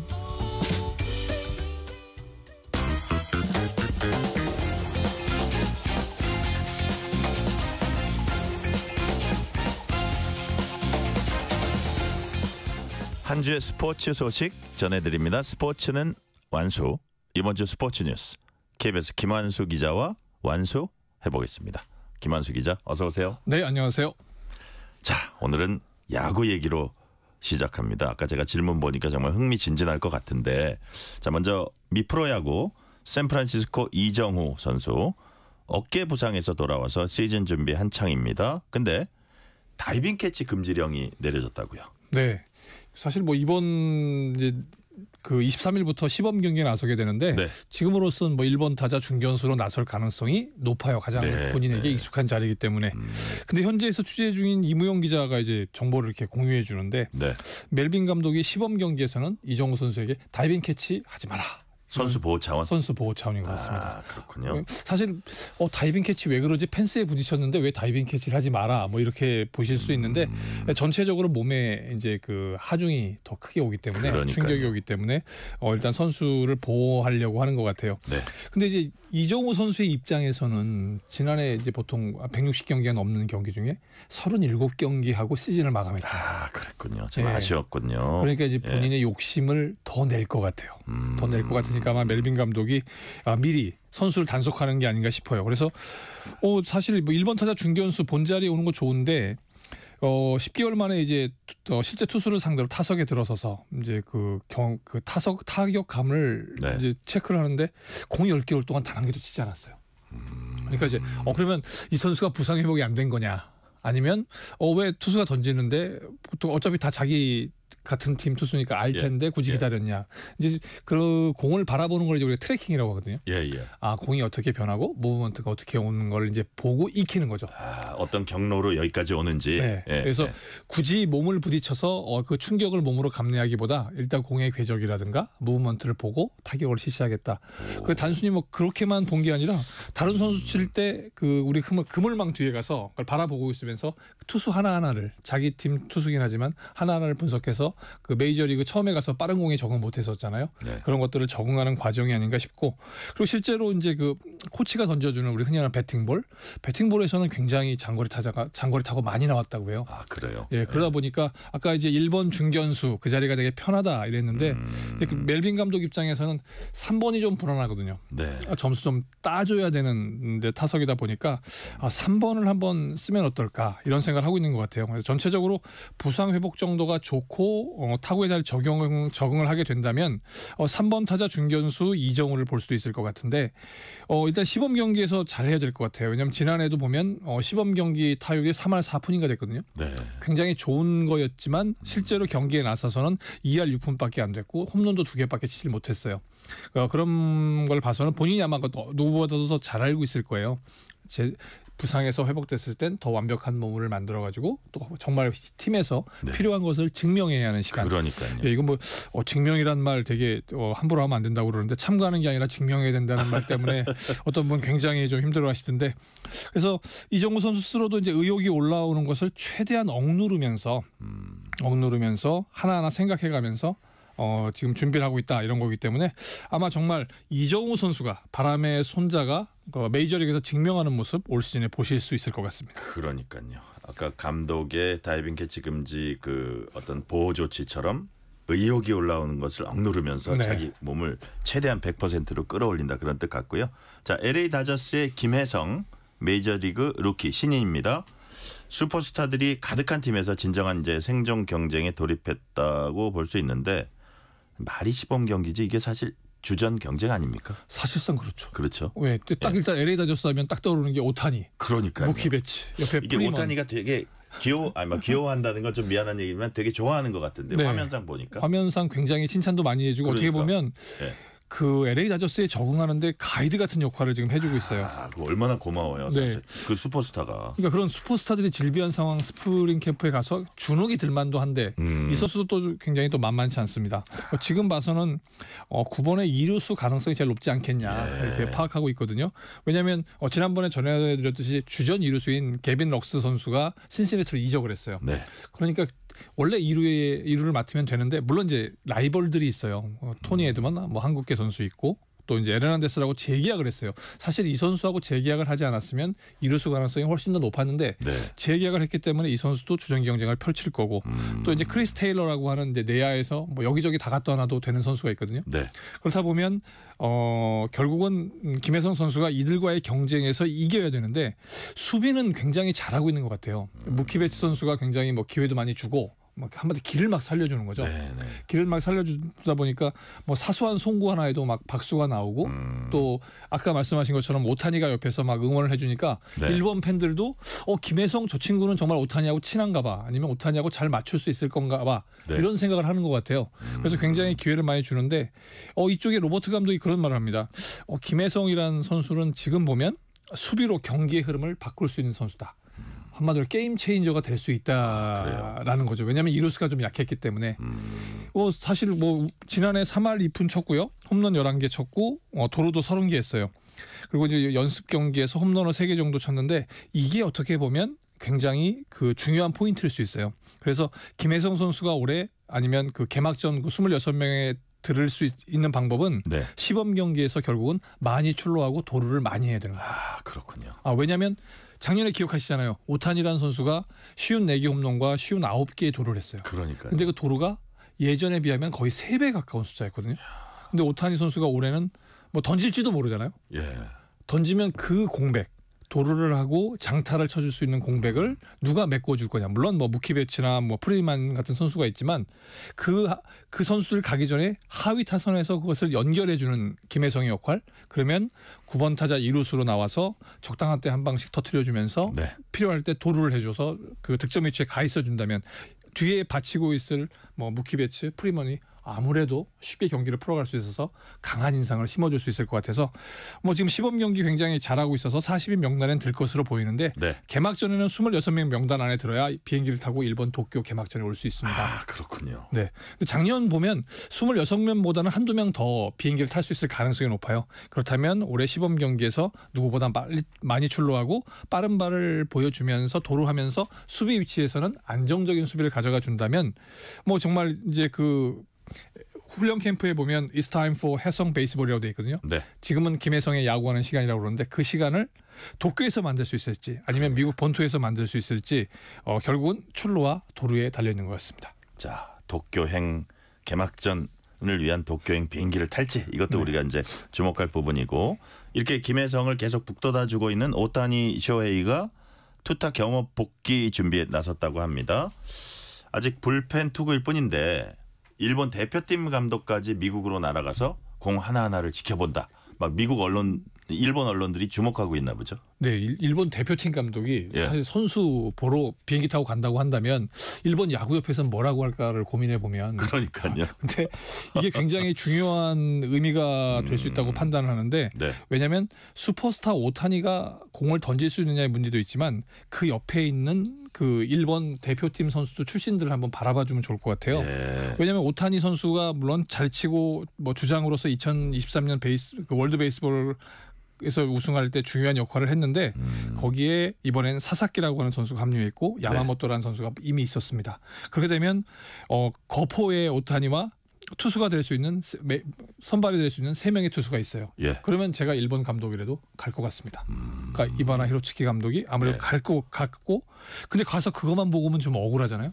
옆에 샌디에이고 가면 다르비슈, 오타니의 한마디로 선배이면서 스승 같은 선수가 있거든요. 그런 다음에 시카고 커브스 개막전에 붙을 거기에는 이마나가라고 하는 오타니나 뭐 야마모토에 가려져 있지만 월드 베이스볼 클래식에 우승할 때 정말 중요한 역할을 했던 투수가 또 숨어 있어요. 그렇군요. 그렇게 보면 당장 보면 투수만 5명입니다. 이야, 그렇군요. 그 사실 그렇게 되면 이 경기는 일본 대표팀 감독뿐만 아니라 타이완 대표팀 감독이나 우리 대표팀 감독도 가서 봐야 된다는 거죠. 그렇게 되면 내년 월드 베이스볼 클래식에 정말 그 중요한 일본의 전력들이 모두 드러날 가능성이 큰데 그래서 사실 KBS가 사실 그 지난해 그 서울 개막전을 보면서 이번 도쿄 개막전을 사실 중계 방송을 낼 예정입니다. 3월 18일 중계 방송하는데 그거는 월드 베이스볼 클래식 1년 뒤에 다가올 그 일본 투수들을 한번 그 지켜볼 수 있는 전력 분석의 시간이 될 수 있거든요. 단순히 뭐 일본 개막전이고 뭐 일본에서 하기 때문에 메이저리그 우리가 있는 김혜성 선수가 있는 경기가 아니라 훨씬 더 큰 의미가 있군요. 그렇죠. WBC 내년을 한다면 우리가 물론 뭐 타이완에 발목이 잡혀서 항상 고전하고 있지만 타이완도 이기고 어차피 일본을 이겨야 우승도 할 수 있고 좋은 성적을 거둘 수 있거든요. 근데 이제 그렇게 가서 봤는데 오타니 선수 공 많이 안 던졌어요. 첫날 18개, 이번에 이튿날 그러니까 어제죠. 21개 던졌습니다. 전체적으로 40개 정도 던졌는데 이미 150km를 넘어서는 공들이 나오고 있어요. 그렇게 된다면 지금부터 회복이 되면 본인이나 뭐 지금 감독의 얘기로는 5월쯤 되면 아마 선발이라든가 아니면 그 한마디로 마운드에 올려보고 싶은 욕심이 생길 건데 이렇게 되게 된다면 사실은 오타니 선수가 잘해서 김혜성 선수가 월드 시리즈 우승을 경험하는 그런 좋은 것도 될 수 있지만 한편 한국 야구 대표팀에는 정말 그 한마디로 그 일본의 아주 무시무시한 선수들이 재활을 하게 되고 또 거기서 팀워크를 마치게 되거든요. 그래서 사실 여기서 김혜성 선수의 그것 굉장히 중요한 건 일본 투수들이라든가 이 선수들에 대한 전력 분석도 해가지고 들어와야 된다는 겁니다. 내년 길게 보게 되면 사실 뭐 본인이 26명 로스터 안엔 반드시 들어야 되고요. 그 26명 로스터 안에 들어서 자기 팀 선수들 아까 말씀드렸던 뭐 오타니, 사사키, 야마모토뿐만 아니라 3월 18일 개막전을 시카고 커브스의 이마나가 선수의 공 배합이라든가 그걸 직접 겪어보고 들어오게 된다면 우리 대표팀에도 아주 굉장한 뭐랄까요 그 도움이 될 것 같습니다. 네. 메이저리그에서도 시범 경기 ABS 자동 투구 판정 시스템이 도입될 거다 이런 이제 소식이 있습니다. 어떻게 운영되는지 좀 짤막하게 소개해 주세요. 정확하게는 ABS 챌린지라고 하는데요. 우리는 ABS가 딱 들어오면 거기에 대해서 그걸 정확히 판단을 하잖아요. 그리고 그걸 이제 심판이 한마디로 콜을 해주잖아요. 그렇죠. 근데 이거는 그것보다는 한 단계 낮은 겁니다. 한 단계 낮은 거라서 ABS가 있지만 선수가 이의를 제기해야지만 판독을 다시 하는 그런 시스템입니다. 그래서 그런데 전체적으로 이번에 그 시범 경기를 하는 13곳 정도에 이걸 설치하게 되는데 그럼 전체 한 60% 정도 되고요. 이런 것들이 좀 안정이 되면 빠르면 내년에는 그 ABS 챌린지 시스템 우리보다 한 단계는 낮지만 그 ABS를 메이저 리그에서도 도입하는 상황이 되거든요.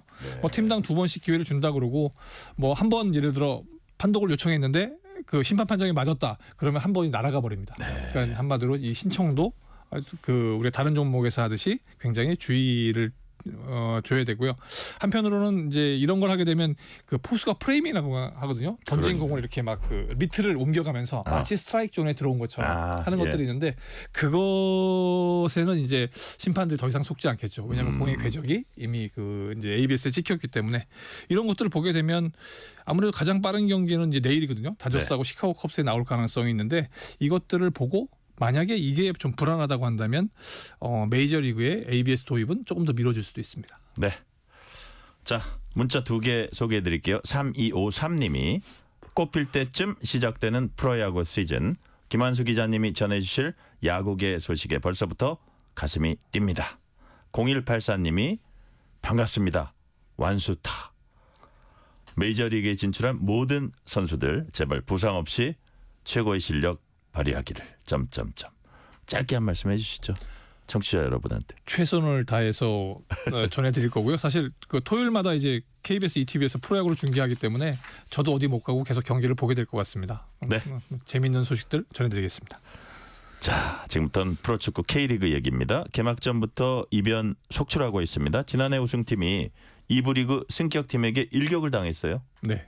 우리 저희 그때 승격한 2부 리그 1위 팀 안양이라는 팀을 네네. 전해드렸잖아요. 네. FC 서울, 그러니까 원래 안양 치타스 팀이었는데 서울로 옮겨가면서 지금 이제 그 서울이 돼 있어서 안양에서는 그 한마디로 야반도주했다 그런 팀이 있었는데 그 2부 리그 승격팀이 1부 리그 지난해 우승팀인 울산을 1대0으로 물리쳤습니다. 개막 첫 경기에서. 예. 그러니까 사실 이게 순위상으로 보면 13위 팀하고 1위 팀하고 한 거잖아요. 그렇죠. 근데 13위 팀이 1위 팀을 꺾는 이변을 일으키면서 첫 승을 장식했고요. 근데 이런 일들이 사실 그 이영표 해설위원이 일주 앞두고 네.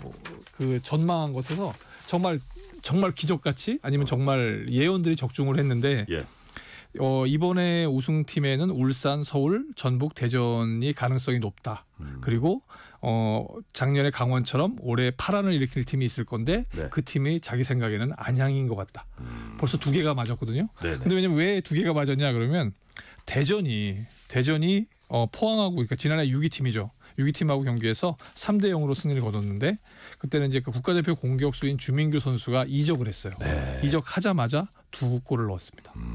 근데 그런 내용들을 이렇게 맞히다 보니까 예전에는 문어라고 그랬죠. 근데 사실은 문어는 좀 그렇고 요즘은 저희가 농담삼아 표스트라무스라고 부릅니다. 근데 이영표 의원이 너무 잘 맞히고 있는데 그 창단 아까 왜 전북도 지난해 굉장히 막 그 속이 시끄러운 팀이었는데 우승 후보로 꼽았잖아요. 근데 첫 경기에서 김천의 2대1로 역전승을 거뒀습니다. 네. 이런 것들을 마치 진짜 저도 옆에서 보면서 신기할 정도였는데 그러다 보니까 정작 그 전북을 맡은 그 포획 감독이 네. 그런 얘기를 하더라고요. K리그 같이 치열한 데는 정말 처음이다. 그래요. 네, K리그가 치열한지 알기 때문에 본인이 데뷔를 굉장히 잘해야 되겠다 이런 생각을 했고 전체적으로 1위부터 6위까지 그 지난해 한마디로 파이널 A 팀들이 1무 5패에 그쳤습니다. 비록 뭐 첫 경기 잘 못 풀어갈 수도 있는데 만약에 이것들이 계속돼서 이것이 뭐 우연이 아니라 정말 그 실력으로 자리 잡게 된다면 올 K리그 어떤 팀이 우승할지 장담하기 쉽지 않을 것 같습니다. 그러니까요. 스페인 프로축구 구단 FC 바르셀로나가 진짜 명문 구단이죠. 올여름 방한할 걸로 알려져서 팬들 마음 설레게 하고 있습니다. 언제쯤 옵니까? 지금은 뭐 8월 초일인 것 같아요. 아직 네. 확실하게 결정된 것은 아닌데 이제 우리 이제 프로모션을 하는 팀에서 한마디로 커미셔너 같은 그 에이전트가 네. 이미 바르셀로나 회장과 아시아 투어 계약을 체결을 했다. 그런데 아마 경기가 없는 8월 초일 가능성이 높고 뭐 서울에서 경기를 하게 되면 아무래도 FC 서울하고 한 경기, 나머지 팀하고 한 경기 이렇게 2경기를 할 가능성이 높은데 바르셀로나 이미 2004년 또 2010년에 왔다 갔어요. 네. 그리고 뭐 지금은 뭐 많은 예전에 뭐 메시가 있었던 팀이지만 지금은 뭐 레반도프스키 또 스페인의 신성이라고 할 수 있는 그 아민 야만 선수도 있거든요. 네. 그래서 제가 모처럼 이제 스페인 라리가 요즘 저희는 사실은 잉글랜드 프리미어 리그에 네. 꽂혀 있어서 잘 안 보게 되는데 대체 프리메라 리그는 어떻게 되고 있어? 딱 뚜껑을 열어보니까 리그 1위입니다. 아 그래요? 예, 그 좀 밀렸다가 그 바이카노라는 팀을 1대0으로 승리를 거두면서 명문 구단답게 네, 다시 승점 올라왔어요. 51점으로 레알 마드리드를 골 득실 차로 제치고 1위에 있거든요. 근데 그 마침 또 골을 넣은 선수가 레반도프스키예요. 그런 거 봐서는 레반도프스키, 아민 야말 선수들이 만약에 오게 된다면 이것도 사실 우리 선수들 K리그 선수들한테 좋은 기회가 내년 북중미 월드컵을 앞두고 세계적인 수준의 선수들과 비록 친선 경기고 연습 경기지만 그 옆에서 볼 수 있는 계기가 되거든요. 그러니까요.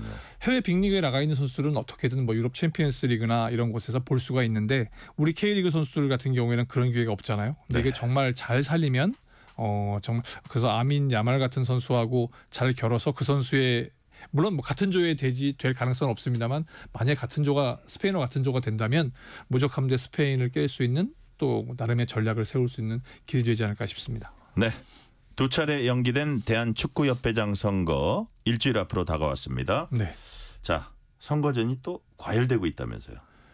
네, 간단한 선거 같은데 세 분이 나오면 세 분 중에 한 명을 뽑아서 회장시키고 따라가면 될 것 같은데 쉽지 않네요. 사람들의 욕심이 좀 껴있나 봐요. 그런 것 같습니다. 26일 날 선거를 하게 되는데 사실 뭐 그 공약 검증이라든가 뭐 이런 것들이 아니라 서로 상대 후보 비난하다가 지금 거의 비방전. 그러게 이제 192분이 이제 선거인단으로 그걸 뽑아야 되는데 이분들 머리가 굉장히 혼란할 것 같아요. 그러니까. 한편으로는 이제 뭐 정몽규 현 회장 같은 입장에서는 어떻게 보면 뭐 전체적으로는 뭐 탄탄한 선거 전략을 가지고 있는데 정부에서 이제 중징계를 하라 하는 그런 리스크가 계속 있잖아요. 네. 근데 또 상대 후보들은 그 점을 굉장히 이제 집요하게 파고들고 있어요. 그리고 이제 계속 정몽규 협회장이 그 축구센터를 이야기하니까 그 축구센터가 되더라도 뭐 예를 들어 뭐 다른 곳에도 뭐 본부를 두겠다 뭐 이렇게 해놓으니까 사실 이 세 분이 싸워야 되는데 네. 그러다 보니까 사실 충청권에서는 이런 축구센터를 가져본 적이 처음이거든요. 그러니까 이제 그 뭐 세종시, 충남, 충북 이 축구협회에서 그냥 노골적으로 정몽규 협회장을 지지하고 나서면서 저기 이제 그 뭐 신문선 후보나 허정무 후보한테 왜 자꾸 축구판을 흔들어서 우리 모처럼 해보려고 하는 우리 꿈을 접느냐 이렇게 되고 있어요. 그러다 보니까 뭐 정말 때로는 말로 표현하기 힘든 그런 사소하지만 상대방이 들으면 굉장히 아픈 비방과 인신 공격이 계속해서 펼쳐지고 있는데요.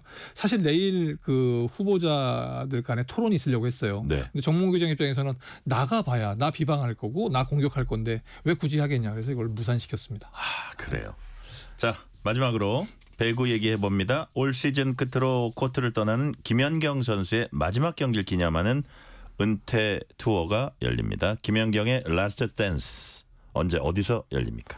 네, 지금 이제 김연경 선수가 실제로 경기를 할 수 있는 게 정규리그 7경기 남았고요. 네. 이 리그 1위에서 챔피언 결정전 가면 5차전까지 최대 5차전까지 가면 12경기가 남아 있습니다. 근데 이제 은퇴 투어라고 하면 상대방 경기에 갔을 때 그 상대방 팀에서 이 선수가 그동안 수고했기 때문에 이렇게 박수를 쳐주는 거거든요. 네네. 그래서 이미 그 16일 날 그 IBK 김호철 감독이 역시 이런 거 보면 정말 명장인 것 같아요. 그 선수를 예우할 줄 아는 그런 감독이 이제 그걸 한번 먼저 시범을 보이게 되니까 네. 내일 당장 수원에서 현대건설도 3월 1일 대전에선 정관장이 3월 11일 광주에서는 그 페퍼저축은행이 그리고 서울에서는 마지막으로 그 GS 칼텍스가 이 원정 고별 투어의 축하 행사를 경기 뒤에 마련할 것 같습니다. 아, 그래요. 네, 그렇게 되면 지금 사실 IBK 경기 거의 4,000명 성되는데 매진이 됐거든요. 원정 경기임에도 불구하고 네. 내일 수원 경기장이 제가 알기로 3,800석 정도밖에 안 돼요. 근데 그것도 매진되고 하면 나머지 경기들이 다 김연경 선수의 마지막 경기를 보기 위해서 매진되지 않을까. 놓치지 마시고 아까 말씀드린 것처럼 이제 수원, 대전, 광주, 서울 4경기가 남았습니다. 그러니까요. 자, 3월 20일 GS 칼텍스전 서울. 이게 이제 마지막이 될 것 같습니다. 오늘 말씀은 여기까지 듣겠습니다. 지금까지 김한수 KBS 기자였습니다. 김한수 기자 수고했습니다. 오늘 뉴스레터 K는 여기까지입니다. 커피 쿠폰 당첨자 명단은 뉴스레터 K 홈페이지 확인해 주시고요. 오늘 끝곡은 어반 자카파 목요일 밤 듣겠습니다. 오늘도 함께해 주신 청취자 여러분 진심으로 감사드립니다. 지금까지 뉴스레터 K 전종철입니다.